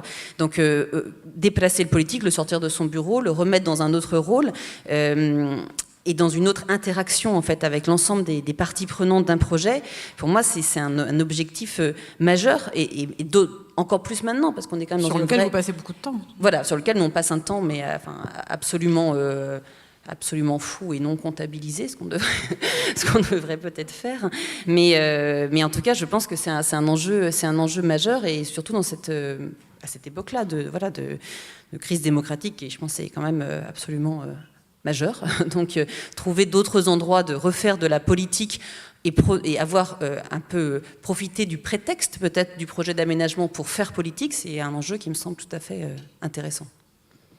Merci. Donc il y a un petit côté frustrant quand même d'arrêter les conversations sur des thématiques comme ça, mais c'est pas grave, c'est le jeu, donc on va poursuivre. Merci pour cet échange-là. Et donc on va poursuivre avec la question de la politique. Enfin, on va pas quitter le politique tout à fait, puisqu'on va parler de la politique de l'image, là, pour le coup, et de l'image du projet, de l'image de concours, et qui est une question que je trouve assez intéressante, parce que ce sont des images en général assez puissantes, et elles ont en général des effets, ces images. On garde souvent en tête une image de concours, une image, et ces images sont sollicitées, sont demandées dans le cadre des programmes et des commandes, et elles produisent des effets à différents niveaux, et je trouve qu'il est important de porter attention aux effets, et de pas forcément considérer ces images comme forcément uniquement quelque chose à critiquer, parce qu'en fait elles participent aussi parfois, même si elles sont réductrices, elles peuvent participer aussi du début d'une forme d'enquête, c'est-à-dire qu'il y a des images, là je pense encore une fois à l'exemple de Cuesta, je suis désolée, qui est un peu l'exemple que je connais mieux, je suis vraiment désolée pour les autres dans le panel, mais comme c'est eux qui vont introduire, comme c'est Agathe qui va introduire la thématique, mais effectivement de l'image qui va susciter une colère de la part des habitants ou des différentes associations engagées sur un territoire, parce que l'image paraît effectivement soit pas du tout appropriée aux enjeux, soit réductrice, et en même temps l'image engage finalement cette réaction-là, qui engage elle-même du coup une reprise et une transformation et un début d'enquête. Et c'est un petit peu ça, je pense, qui est à l'œuvre dans la démarche de Cuesta, notamment sur un projet en particulier à Rennes. Donc je laisse la parole à Agathe pour introduire cette discussion-là. Donc la question de l'image, effectivement, alors c'est intéressant de m'interroger, moi qui on ne produit pas directement d'image, en tout cas on travaille continuellement avec, mais la question de l'image, elle est omniprésente dans ce champ de l'aménagement, du paysage, de l'urbanisme. Elle est absolument omniprésente malgré les notes méthodologiques. Il y a quand même beaucoup d'images à produire et peu de place finalement quand même à la parole et au discours, je trouve, que ce soit l'image du concours qui fait gagner, celle qui donne envie, qui crée l'adhésion justement du politique, à l'image du benchmark, qui est quasiment omniprésent dans tous les... Donc on va venir présenter comme ça un certain nombre d'objets complètement décontextualisés, mais alors du coup qui, comme ils marchent ailleurs, devraient marcher ici, à l'image de toutes les présentations, de toutes ces réunions de concertation. On vient comme ça imposer un certain nombre d'images qui peuvent être d'une violence symbolique très, très grande en fait, en ce qu'elles souvent projettent une image assez réaliste comme ça d'un objet fini, sans prendre en compte et déplier encore une fois, j'aime bien ce terme, l'ensemble des transformations et des processus de transformation qui vont arriver en amont de cette image, et puis évidemment aussi en aval. La fin, comme la figure, enfin en tout cas, elle est toujours à reprendre et elle n'est pas connue. Or, ce n'est pas le sens de ces images-là. Et pour nous, la question, en tout cas, c'est de se dire de quelle représentation on peut se doter pour parler d'un territoire et par extension des transformations qu'il va subir. Et pour aller plus loin, c'est aussi quel cadre d'expérience, pour reprendre ce terme d'expérience, agencer et mettre en partage pour se rendre sensible, pour se rendre attentif au territoire et ainsi pouvoir agir sur la transformation programmée et à venir. Donc l'exemple, effectivement, je vais en parler assez rapidement, mais c'est un exemple qu'on a mené à Rennes. C'est un projet que l'on mène actuellement à Rennes avec l'agence Terre qui avait été retenue à l'issue d'une procédure de dialogue compétitif pour aménager un grand parc nature sur un territoire de 3500 hectares, donc un immense territoire dans lequel il y a 7 villes, beaucoup d'activités, beaucoup d'acteurs, un territoire traversé par un fleuve qui s'appelle la Vilaine et qui est assez mal aimé à Rennes. Et la commande politique initiale était de faire de ce parc, de ce territoire, un parc nature aux portes de la ville pour tous les Rennais. Terre nous a très vite associés à l'agence Terre à leur réflexion, parce que il y avait plusieurs questions qui se posaient, notamment aussi la taille et le dimensionnement de ce projet-là qui était complexe et qui peut-être nécessitait l'invention de nouvelles postures. L'image dont tu parles, Valérie, c'est cette image-là, qui est une des images en fait qui a été produite à l'issue du concours sur un site qui se trouve juste aux portes de Rennes, qui s'appelle la Prévalais, et c'était cette proposition qui était vraiment produite dans le cadre d'un concours et qui était très réductrice par rapport à la complexité de l'approche que Terre avait pu mettre en œuvre dans le cadre de ce projet, et qui avait été choisie pour communiquer autour de leur désignation comme lauréat de ce concours. Et cette image, elle était, c'est une image d'une grande promenade, donc un grand cheminement rectiligne qui traversait l'ensemble du paysage pour se rendre aux étangs à l'autre bout du site. Donc nous, on est arrivés au moment où le concours venait d'être gagné. Et on ne savait pas très bien où nous mettre, comme je vous ai expliqué, dans une position un peu périphérique. Et donc les premières réunions à Rennes Métropole, on nous a dit, je me souviens très bien de la discussion avec un des chefs techniciens en charge de cette opération, parce que la Prévalais, c'est un site où il y a notamment pas mal d'activités culturelles. Donc on était un peu interrogés sur quel type d'activité on pouvait développer, etc. Donc je commençais un peu à expliquer que c'était pas, on n'allait pas inventer un parc de sculptures, ou c'était peut-être ailleurs qu'il fallait réfléchir. Et je me souviens, il avait brandi cette image-là en la mettant comme ça, en disant non mais c'est ça que veulent les gens. Les gens, ils veulent ça. Donc maintenant, il faut travailler là-dessus. Tout le reste, on verra, mais en tout cas, avançons et faisons ça. Et ça étant dit, on est allé regarder un petit peu sur le terrain pour voir qu'est-ce qui se racontait en fait. Et on a commencé comme ça une enquête sur le territoire. Et effectivement, on a rencontré, donc là je vais défiler très rapidement, ça c'est des éléments d'un document qu'on avait présenté, mais on a interrogé pas mal de personnes, et encore une fois, donc pas tous les habitants du tout, mais un certain nombre de personnes parties prenantes de cet espace un peu hybride aux portes de Rennes, avec pas mal de jardins potagers, avec des grandes prairies sur lesquelles il y a des événements, avec des étangs qui sont assez fréquentés en été, mais avec aussi plein d'endroits qui sont pas visibles, avec des anciennes gravières ou des gravières en exploitation. Enfin, une terre, en tout cas, beaucoup plus complexe qu'un vaste espace libre sur lequel inventer un parc nature, nous semblait-il.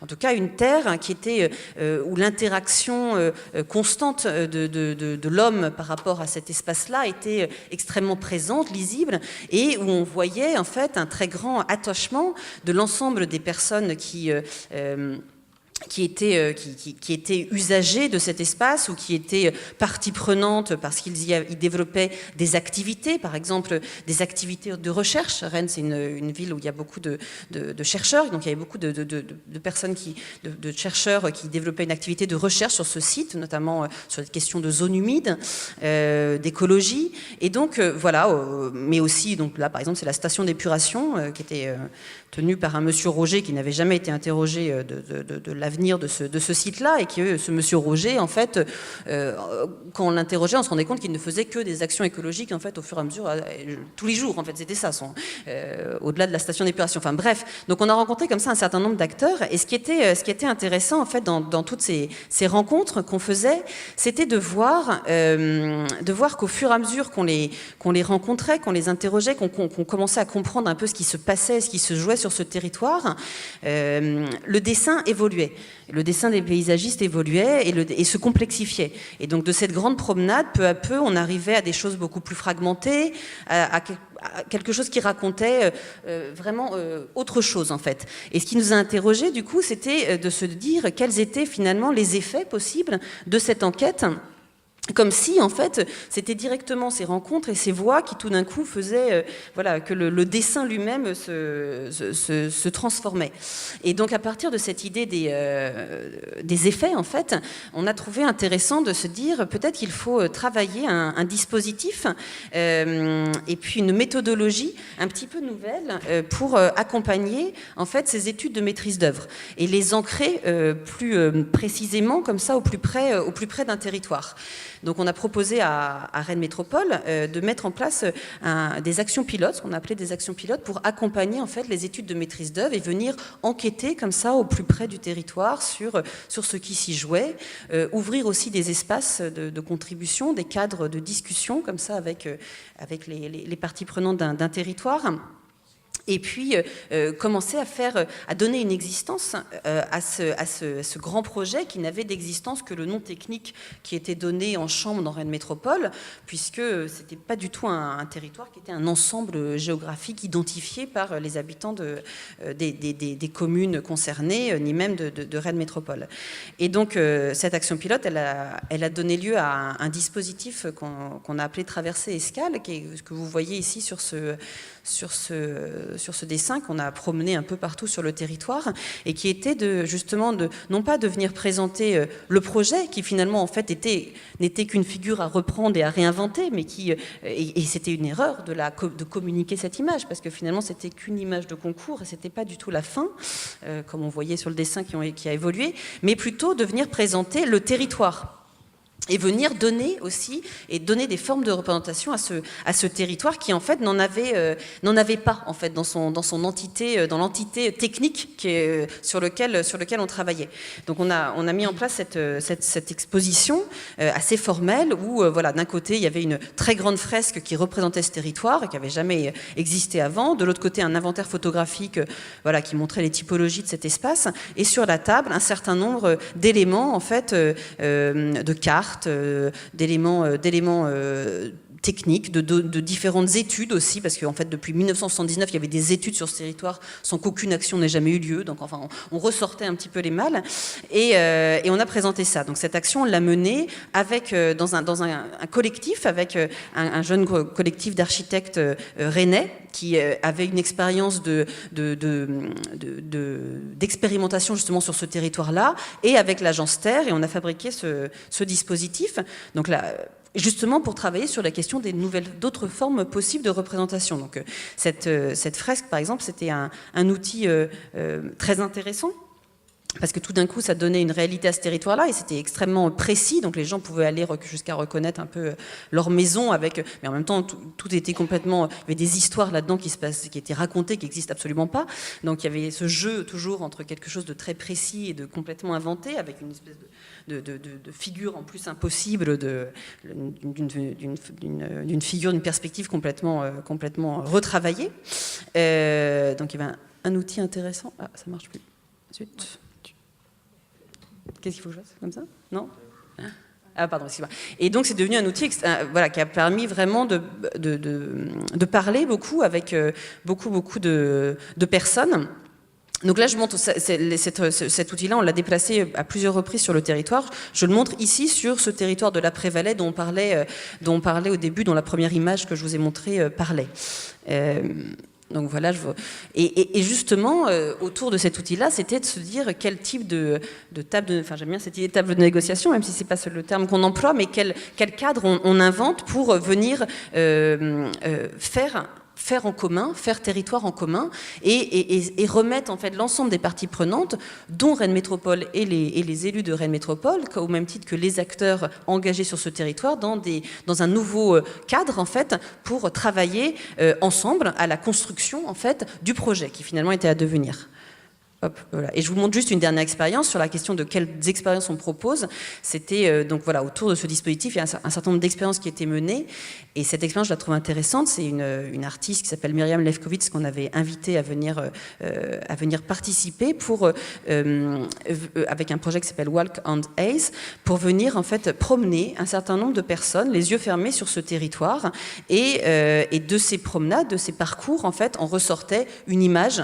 Et je finirai juste là-dessus, en fait, sur un texte, une image de ce territoire-là, justement, de la Prévalais qu'on avait vu au début, qui était peut-être autrement plus complexe ou différente, en tout cas, et qui émanait justement d'une construction collective, en fait, entre quelqu'un qui avait participé à cette expérience, quelqu'un qui avait guidé cette expérience, et un projet plus large. Voilà. Merci Agathe. Ce que je trouvais intéressant, c'est que tu disais cette image finalement de concours était une erreur parce qu'elle a été effectivement perçue de manière violente et en même temps elle a permis justement et elle rend votre approche intéressante puisqu'elle vous a permis de la reprendre et par la reprise de transformer la situation. C'est ce que je trouvais un petit peu intéressant. Alors, j'ai un problème de communication avec la gardienne du temps.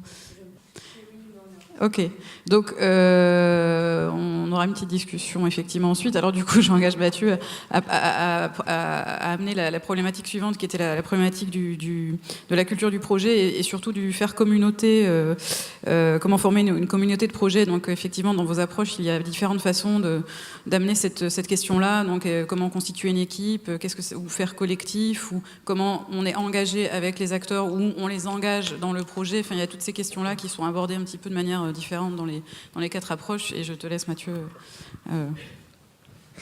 Oui, alors oui, effectivement, il faut que je prenne la petite télécommande du coup. Pardon. Merci.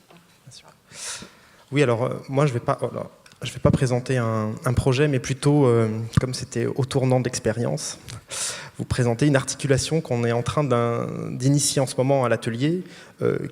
Alors voilà, là ce sont les deux projets Europan dont on a été lauréat, la session 11 à Savenay, entre Nantes et Saint-Nazaire, et la session 12 à Paris-Saclay, donc au sud de Paris, sur le plateau de Saclay, et où là, c'est à peu près la même idée à chaque fois, c'était cette question de la négociation, donc que j'ai déjà développée, bon, pas rapidement, mais je ne vais pas aller plus en amont, juste pour vous raconter un petit peu comment on a procédé. Donc vous voyez le contexte un petit peu institutionnel, politique, d'articulation entre des grands acteurs qui passaient une commande, et un contexte, on va dire, géographique. Donc là, où on avait, nous, des outils d'analyse. Et c'est cette rencontre entre ce contexte institutionnel sur cette géographie où on a essayé de trouver nos lieux de négociation qui font projet. Alors vous voyez à gauche, la question c'était une des demandes, c'était vraiment, on était au pied du coteau, sur le sillon de Bretagne, à Savenay, où là la question c'était la Loire et l'inondation. Donc pour nous, ces lieux de négociation se sont transformés en îles habitées. Donc comment on habitait des îles, parce que quand on regarde la plaine alluviale de la Loire, on s'aperçoit que n'importe quel petit hameau historique était sur une microtopographie qui le mettait toujours hors d'eau en cas d'inondation. Donc nous, on a regardé cette microtopographie dans un contexte périurbain de la commune de Savenay, et on a essayé de concentrer et ne pas trop s'étaler. Donc là, quand on a fait notre première réunion de négociation sur la première île, les services de l'État nous disaient, bon alors, vous allez construire dans quelle zone humide là, pour qu'on parle tout de suite de compensation? Non, on ne construit pas du tout en zone humide. On a réussi à tout concentrer avec un dialogue aussi sur la densité, le rapport aux véhicules motorisés, les choses comme ça. Mais en tout cas, on a essayé tout de suite de... Voilà. Donc ça, c'était nos lieux de négociation, c'était les îles habitées à Savenay. À Saclay, vous voyez, donc Saclay... c'est un vaste sujet, mais l'idée, c'était de partir de la vallée c'est de l'Yvette, voilà. La vallée de l'Yvette, sur le RER B, au sud de Paris. On est en bas de la vallée, puis on monte vers le plateau, donc sur un coteau qui est quand même avec un dénivelé important. Et on a ce jeu de niveau. Alors on a réussi chaque dessin de ces lieux-là, c'est un gros travail, puisqu'on fait beaucoup de relevés sur place. Il y a beaucoup de résurgence du système hydraulique du plateau, puisque le plateau, donc c'est essentiellement il y a beaucoup d'argile, mais à certains endroits, ça transperce et ça ressort au niveau du coteau sur certaines couches géologiques très précises. Et donc, ça permet de borner un peu est-ouest, en tout cas, ces plateformes. Et ensuite, on a essayé de faire un travail de découpage sur des lieux potentiels de projets, hein, tous ces projets en souffrance, où on voyait qu'il y avait des choses à faire, mais il ne se passait rien, parce qu'il n'y avait pas de cadre pour qu'il se passe quelque chose.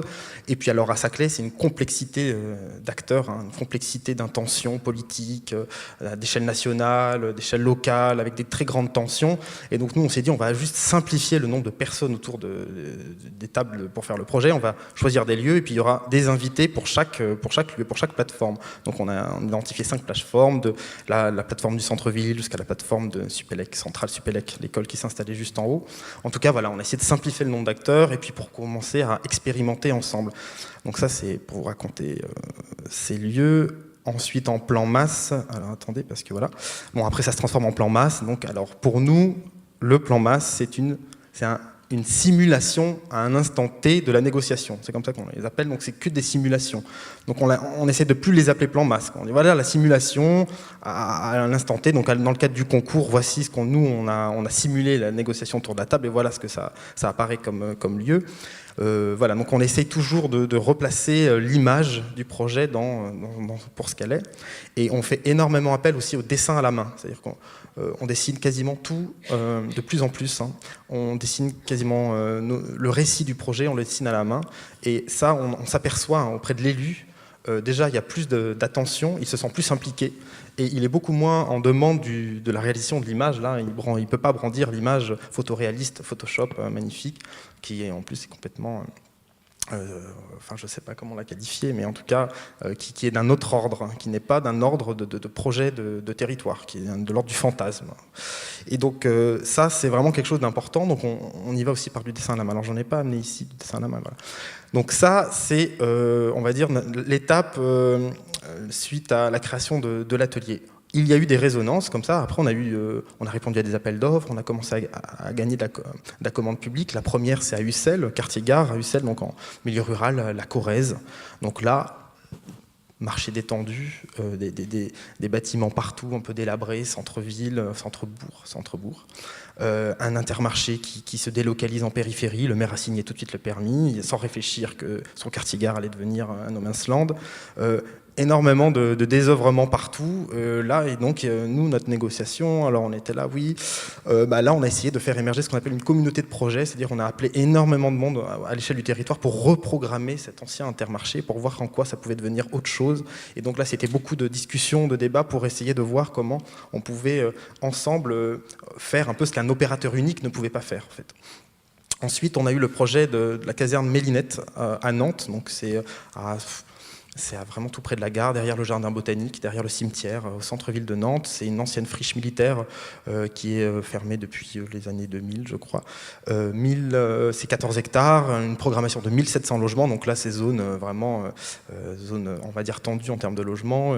Les débouchés sont là, les promoteurs attendent patiemment le schéma directeur. Et donc là, nous, sur cette question de la négociation, déjà, on a accompagné la concertation, mais on a essayé de la transformer. Mais surtout, on a essayé d'explorer une piste, parce que voilà, nous, dans une commande publique, on ne peut pas être innovant sur tout. On essaie juste de dire, bon, alors, ok, c'est une commande un peu classique, mais au moins sur ce sujet-là, on va expérimenter quelque chose. Et là, on a expérimenté le réemploi des matériaux avec l'association Bellastock, où 70% des bâtiments vont être démolis. Et donc, on a choisi 3 filières de recyclage, la filière de la pierre de taille, la brique et l'ardoise. Et on est en train là, le chantier est en cours. On a fait les cahiers des charges pour les entreprises de démolition. On est rentré vraiment dans le processus de démolition en essayant de les stopper à certains endroits où ils allaient réduire un tas de cendres de la brique, par exemple. On a dit, et tout ça, on le stocke, ça devient une matériothèque, ça devient la maison du projet, ça devient le lieu, on appelait ça le jardin des matières, on va commencer à faire les chantiers habitants collectifs sur ce jardin des matières à partir de septembre prochain. Voilà, ça c'est la caserne Mélinette. Et puis bien sûr, il n'y a pas que le concours Europan qui teste d'initier des communautés de projets intéressantes, il y a aussi l'Institut pour la ville au mouvement, on a été sélectionné 2 fois dans ces initiatives-là, où là aussi, il y a une problématique, qu'est-ce qui se passe sous l'autoroute A10 au niveau de Tours, entre Tours et Saint-Pierre-des-Corps, comment on fait pour travailler cette infrastructure au cœur d'un centre urbain majeur. Et donc là, pareil, comment on travaille sur un système de workshop, de relations avec les élus, des techniciens, pour voir comment une communauté de projet peut émerger et qu'un projet puisse sortir. Ça, c'est la première étape. Et donc, au tournant de l'expérience, là, on a commencé à initier une nouvelle chose. Alors, si vous voulez, c'était plutôt des projets qu'on appelle d'urbanisme négocié. Et là, pour l'Europan 13 à Montreuil, on a essayé de tester autre chose. C'est de parler d'urbanisme inclusif. Donc là, on négocie plus. On implique très très fortement les acteurs sur place. Parce que quand on était à Montreuil, c'était d'une richesse infinie en termes d'initiatives, de tissu associatif, de micro-lieux absolument très beaux dans leur état, et d'autres qui sont absolument scandaleux dans leur état, et avec une dynamisme métropolitaine du Grand Paris, le tramway, le métro qui arrive. Et donc, on s'est dit, cette richesse-là, un projet urbain, il ne faut pas qu'il déplace ces gens qui vivent là, ces entrepreneurs qui travaillent ici. Il faut juste qu'ils soient inclus, en sachant que quand on regarde le processus de fabrique de la ville, on s'aperçoit que les produits immobiliers, on va dire des grandes opérations urbaines métropolitaines, sont plutôt destinés à une espèce de... On l'appelle le petit bonhomme moyen, c'est-à-dire une espèce de fantasme de l'acheteur potentiel qui dépenserait, je ne sais pas, 5 000 € du mètre carré pour s'acheter un T3 familial. Quelqu'un qui n'existe pas. C'est le même fantasme que pour la perspective Photoshop, si vous voulez. Donc on s'est dit, nous, on veut on a regardé un peu sociologiquement et aussi les moyens des gens sur place, on veut que les gens puissent se loger sur place à un tarif qui correspond à leur niveau de vie. Donc on a commencé à développer ce qu'on appelle l'Oulipo. Alors, c'est un outil, pour nous c'est un opérateur urbain, c'est l'ouvroir de lieux potentiels sur 3 sites, les 3 sites du projet Europan, où là on a essayé, au-delà de faire un beau projet avec des magnifiques coulées vertes, des choses, des lieux avec des micro-interventions qui étaient toutes très jolies, mais qui devront arriver de toute façon. Mais on a essayé de regarder sur un montage qui faisait que sur ces 3 lieux, on avait 3 propositions qui utilisait, dont l'Oulipo, donc cet nouvel opérateur urbain, se constituait et était vraiment celui qui transformait les choses. Alors, pour nous, l'endroit dans la chaîne de fabrication de la valeur d'un projet, c'était l'endroit qui était toujours très compliqué, c'était l'achat du foncier. C'est le foncier qui correspond à un coût très important, et c'est pas la valeur du foncier, parce que la valeur du foncier correspond à un effet de... c'est-à-dire on calcule d'abord le prix à laquelle un appartement, on imagine qu'un appartement se vende, et après on en déduit le prix foncier. Donc c'est le marché qui donne le prix du foncier. Donc en gros c'est une espèce de logique infernale où on s'en sort jamais, parce que c'est toujours, on en revient toujours, il faut être dans le marché, mais en même temps c'est lui qui donne le prix. Donc du coup on s'est dit, on va travailler sur notamment certains outils comme la propriété temporaire. On a regardé très, très loin dans des montages immobiliers, on a regardé très loin aussi et dans différentes façons de procéder en accord avec un mode de vie, bien sûr. Et donc là, on a proposé trois façons de faire. Un petit partenariat public-privé, des coopérations aux opérations et des opérateurs à la coopérative. Donc on a mobilisé aussi les outils de la loi Allure, par exemple, avec les deux, la société d'autopromotion et la coopérative habitante. On a essayé vraiment de rentrer dans ces montages-là pour que le prix de sortie il corresponde à quelque chose. Et notamment, on s'inspire de ce qui se passe actuellement dans les marchés publics. Il y avait un article il y a 2 mois, peut-être un peu plus, dans Les Échos, qui racontait que la ville de Dole, pour son marché de l'eau, l'eau potable, n'a pas passé directement un contrat, comme d'habitude, en délégation de service public à Veolia, a créé une nouvelle société dont elle était actionnaire à 49%, donc une collectivité actionnaire d'une société de droit privé, 49%, et Veolia était actionnaire à 51%. Voilà. Donc ça existe déjà, c'est une CEMOP, il y a des CEMOP qui ont déjà existé, mais qui ne sont plus trop utilisés aujourd'hui, mais ça veut dire que la collectivité prend part dans la gestion d'un service public, mais en acceptant aussi que le privé a des compétences propres, parce que les opérateurs privés sont quand même assez, on va dire, il ne faut pas les diaboliser, ils ont quand même des compétences qui font sortir les choses et qui ont une certaine efficience comme ça. Donc la puissance publique peut aussi initier des choses et recevoir du coup la valeur. Les dividendes liés au marché de l'eau à Dole sont répartis de manière 49-51% entre l'acteur public et l'acteur privé.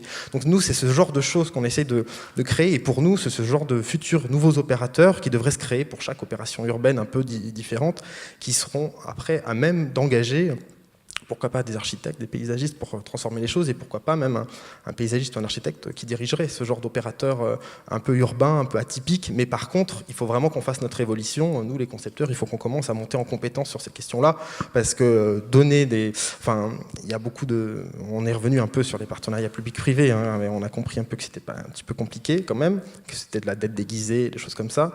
Mais il faut vraiment qu'on monte en puissance, parce que la façon de faire la ville maintenant, ça sera que de l'hybridation totale, puisque il n'y a plus les moyens pour que chaque opérateur prenne sa marge, l'aménageur, les promoteurs, plus personne peut prendre à chaque fois un peu de marge, il n'y a plus les moyens, donc il faut qu'on concentre tout ça. Donc pour nous, cet opérateur, l'Oulipo, est un lieu où on peut, à travers une grande table de négociation, ce sera peut-être l'objet le plus cher qui sera acheté dans leurs locaux, comme ça, une belle table, et puis on commence un petit peu à expérimenter des choses. Donc voilà, nous, c'est ce tournant-là qu'on essaye de mettre dans l'agence, c'est-à-dire qu'on arrive sur ces questions de montage juste pour avoir les moyens, pour qu'on ne se prenne pas en fait en face le principe de réalité que tout le monde nous dit comme ça. Oui, non, attendez, vous rêvez, il ne faut pas rêver. Principe de réalité, ah oui, bon, on n'a plus les moyens, donc on arrive à faire baisser les frais financiers, faire baisser les frais fonciers pour se donner juste les moyens, que le coût de la construction ne soit pas lui réduit, mais au contraire augmenté pour avoir que ça soit une qualité de vie plus importante. Redonner les moyens de notre métier, quoi, en gros, dans l'idée. Voilà. Alors suite à ce projet-là. Oui, voilà. Mathieu, si tu peux... Oui, j'arrête, c'est la dernière. Ok, ça marche. Excuse-moi. Ouais, pas de problème. Suite à ce projet-là, on a essayé d'insuffler cette même dynamique, par exemple, dans le cadre de Réinventer Paris, où on était avec des promoteurs aussi qui ont accepté de créer ce nouvel opérateur, comme ça. Donc c'était deux promoteurs, un à Montreuil et un Suisse. Et puis, l'été dernier, en fait, suite à cette démarche qu'on essaye de commencer un peu à écrire, à formaliser, on a été très surpris d'être appelé par Bordeaux Métropole, qui nous a proposé, en fait, puisqu'ils se sont sentis, ils ont bien aimé notre démarche, ils nous ont dit, bon, nous on a un problème, on a fait une opération 50 000 logements, on commence à faire des opérations donc, sur les sites des 50 000 logements, sauf que les élus sont revenus vers nous en nous disant, bon, vous nous avez promis la lune, puisqu'on a des très beaux... Mais alors concrètement, c'est comme avant, on fait tout comme avant. Les architectes arrivent avec leur maquette, on ne sait même pas si on arrive à avoir un dialogue là-dessus. Donc est-ce que vous pouvez nous aider pour essayer de voir comment on peut faire des nouveaux cahiers des charges pour commencer sur 4 sites pilotes, donc Mérignac, Saint-Médard-en-Jalles, Lormont et le dernier je ne m'en souviens plus. Est-ce que vous pouvez nous aider? Et donc du coup on a dit oui, on peut réfléchir, et là on a une mission pour eux, et on va organiser à partir de septembre prochain à Bordeaux des ateliers avec les chargés de mission de la FAB, qui est l'aménageur de Bordeaux Métropole, mais aussi avec les élus de chaque site pilote, pour voir comment on peut commencer à construire la ville un peu différemment, quoi, pour que tout le monde s'y retrouve, et juste qu'on parte un peu ailleurs que sur des projets, on va dire, qui seront toujours limités et qui ne correspondent plus maintenant à la façon de faire. Voilà, moi c'était ma dernière expérience que je voulais, puisque on a l'impression que ça résonne vraiment chez les maîtrises d'ouvrage, ce discours-là. C'est pas juste... je pense qu'il y a un nouveau cadre qui s'ouvre, et maintenant il faut y aller, quoi. Merci beaucoup. Je trouve que c'est très intéressant de voir à quel point vous arrivez tous, là, dans ce que tu viens de nous dire, Mathieu, aussi d'être à l'écoute à la fois des différents endroits, des différents acteurs, et d'arriver, bon an mal an, à essayer de bouger un peu les lignes, de redistribuer les cartes, chacun à votre manière. Donc je ne sais pas qui veut réagir. Donc il reste en tout combien de temps?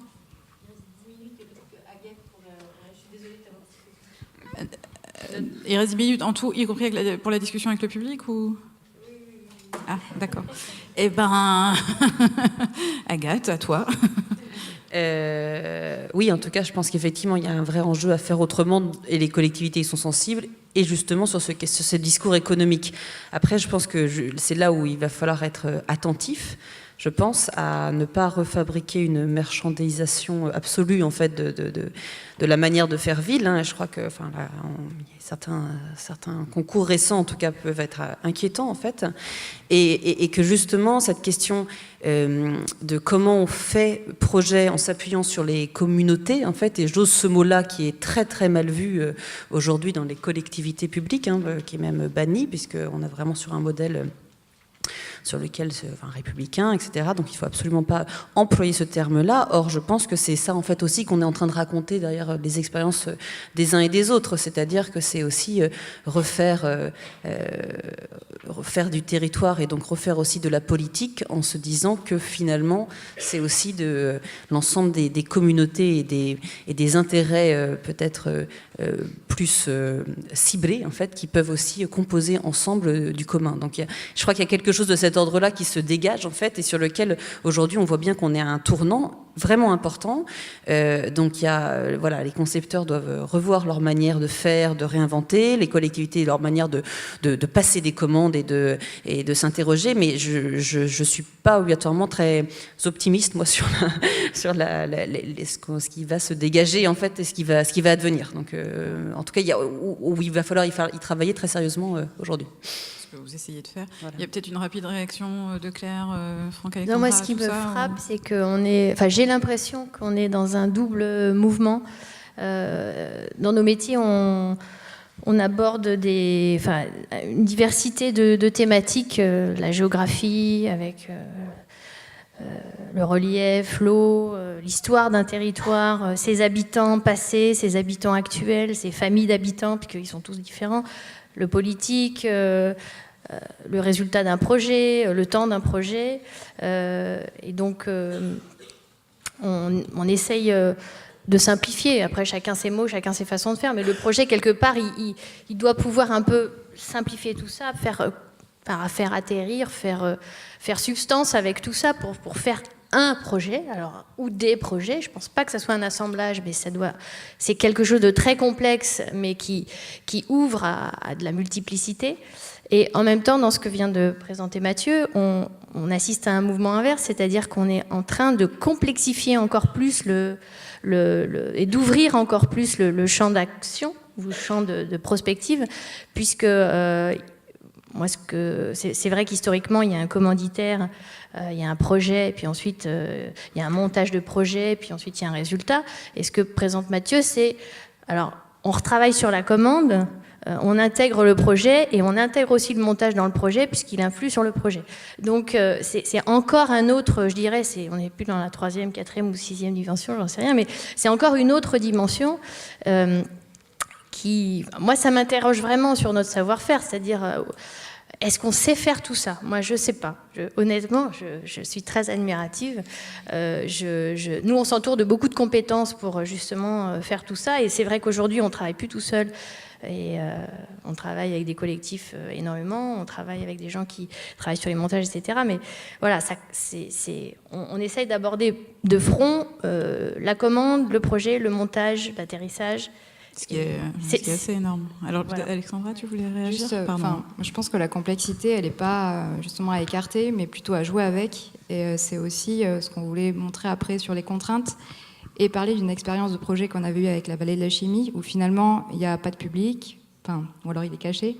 C'est des territoires industriels où le sol est pollué, et finalement, on a une déstratification de contraintes qui fait qu'on doit inventer en fait de nouveaux processus et de nouveaux outils qui aussi ne donne pas de nouvelles images, l'image visuelle qu'on peut avoir de concours, mais qui requestionne la représentation de ces territoires qui sont en transformation et dans lesquels on doit essayer de trouver des nouveaux outils, donc qui sont peut-être même pas ceux de l'architecte ou du paysagiste, mais peut-être qu'ils sont empruntés à d'autres disciplines ou à d'autres méthodologies, et essayer de recomposer avec. Donc voilà, c'était juste une autre expérience qui aurait... Et c'est effectivement, moi je ne sais pas s'il y a réellement une solution, je ne suis pas complètement optimiste non plus. Nous, on en est arrivé par la force des choses à cette expérience-là. On se dit que finalement, notre métier, il va falloir un peu le réorienter, non pas sur l'image, non pas sur uniquement ce qui fonctionnait avant, l'installation d'un récit, qui déjà était au bout d'un moment un peu de la poudre aux yeux, parce que l'invention d'un récit, ça se fait sur un temps très court. Ça fait adhérer les politiques, ça déclare un projet lauréat, et puis ensuite on commence à l'embarquer. Sauf qu'un projet d'urbanisme, ça se fait en 15 ans, ça se fait sur une génération, donc le récit qu'on a entamé 15 ans avant était peut-être pas forcément la capacité d'évolution en lui pour le faire advenir de manière assez légitime 15 ans après. D'autant qu'en plus, la fin de l'histoire et la fin du récit, on sait effectivement qui la termine, c'est plutôt les pouvoirs publics, c'est le privé. C'est le privé qui fait ou pas l'investissement nécessaire pour faire la constructibilité nécessaire, etc., pour forger le projet global. Donc à un moment donné, on est un peu écartelé entre susciter immédiatement dans l'instant momentané de la mise en réflexion du projet avec les principaux usagers, avec les résidents, avec le local. Et en même temps, on est en train de différer, et les pouvoirs publics pourtant se sont feuilletés à l'infini, mais néanmoins n'ont plus véritablement les moyens de leur pouvoir, à une relégation finalement de faire la conclusion, de conclure le projet en tout cas par le privé. Et c'est la tendance qu'on voit émerger aujourd'hui, donc, et qui existe déjà depuis presque 10 ans aux États-Unis. Hein. Les espaces publics sont faits directement par le privé. Et c'est une tendance qu'on voit apparaître en France, clairement. Donc on est écartelé entre ces deux conditions un peu violentes. Effectivement, ça remet en cause notre savoir-faire et la manière dont il faut du coup imaginer le projet et le tenir dans le temps. Et donc, pour l'instant, la seule chose qu'on a pu expérimenter, c'est effectivement plutôt tout miser sur un processus, un protocole évolutif qui teste localement, dans le temps, certaines applications, et puis suivant les résultats qu'on va pouvoir mener sur des sites, on va pouvoir éventuellement les faire évoluer ou les reconduire dans le temps. Voilà. Merci. Je crois qu'il faut arrêter, c'est ça ? Oui, je ne sais pas s'il y a... Bon, à moins qu'on prend quand même quelques questions dans le public ? S'il y en a. Alors c'était un exercice un petit peu, voilà, c'est une tentative, un exercice un peu expérimental, donc c'était peut-être un peu, à la fois un peu décousu, et en même temps j'espère que ça a quand même pu donner un aperçu de la richesse des questions qui sont abordées dans chacune des pratiques, que je trouve chacune à leur endroit assez courageuse, parce que effectivement à se frotter au doute de son propre métier, de son propre savoir-faire, en réaction à sa propre formation, transmission, etc. Et donc d'accepter, à un moment donné, de vouloir et de redistribuer les cartes de tout ça, et ça pèse lourd, et c'est laborieux, et c'est vrai que c'est aussi il y a plein d'endroits où ce sont des parties de travail qui ne sont pas prises en compte financièrement, qui ne sont pas prises en compte de manière générale, et que vous faites quand même malgré tout. Donc je trouve qu'il y a quelque chose d'assez intéressant, et ça donne envie d'aller beaucoup plus dans le détail de chaque approche, mais au moins bon, ça a pu donner, j'espère, un aperçu de la richesse et de la diversité de ces questions-là qui se posent aujourd'hui, qui doivent se rejouer, et qui, je trouve, encore une fois, entrent en résonance aussi avec ce qui a déjà été dit aujourd'hui, et probablement dans la suite avec Bruno Latour. Alors, est-ce qu'il n'y a vraiment pas de questions du tout ? Si, on va serrer les synapses, comme on dit. Pardon ? Ah non, mais on va d'abord applaudir peut-être une autre. D'accord. Bon, s'il n'y a pas de questions, on va s'arrêter là. Et je remercie l'ensemble des intervenants d'avoir joué le jeu de cet exercice un peu difficile.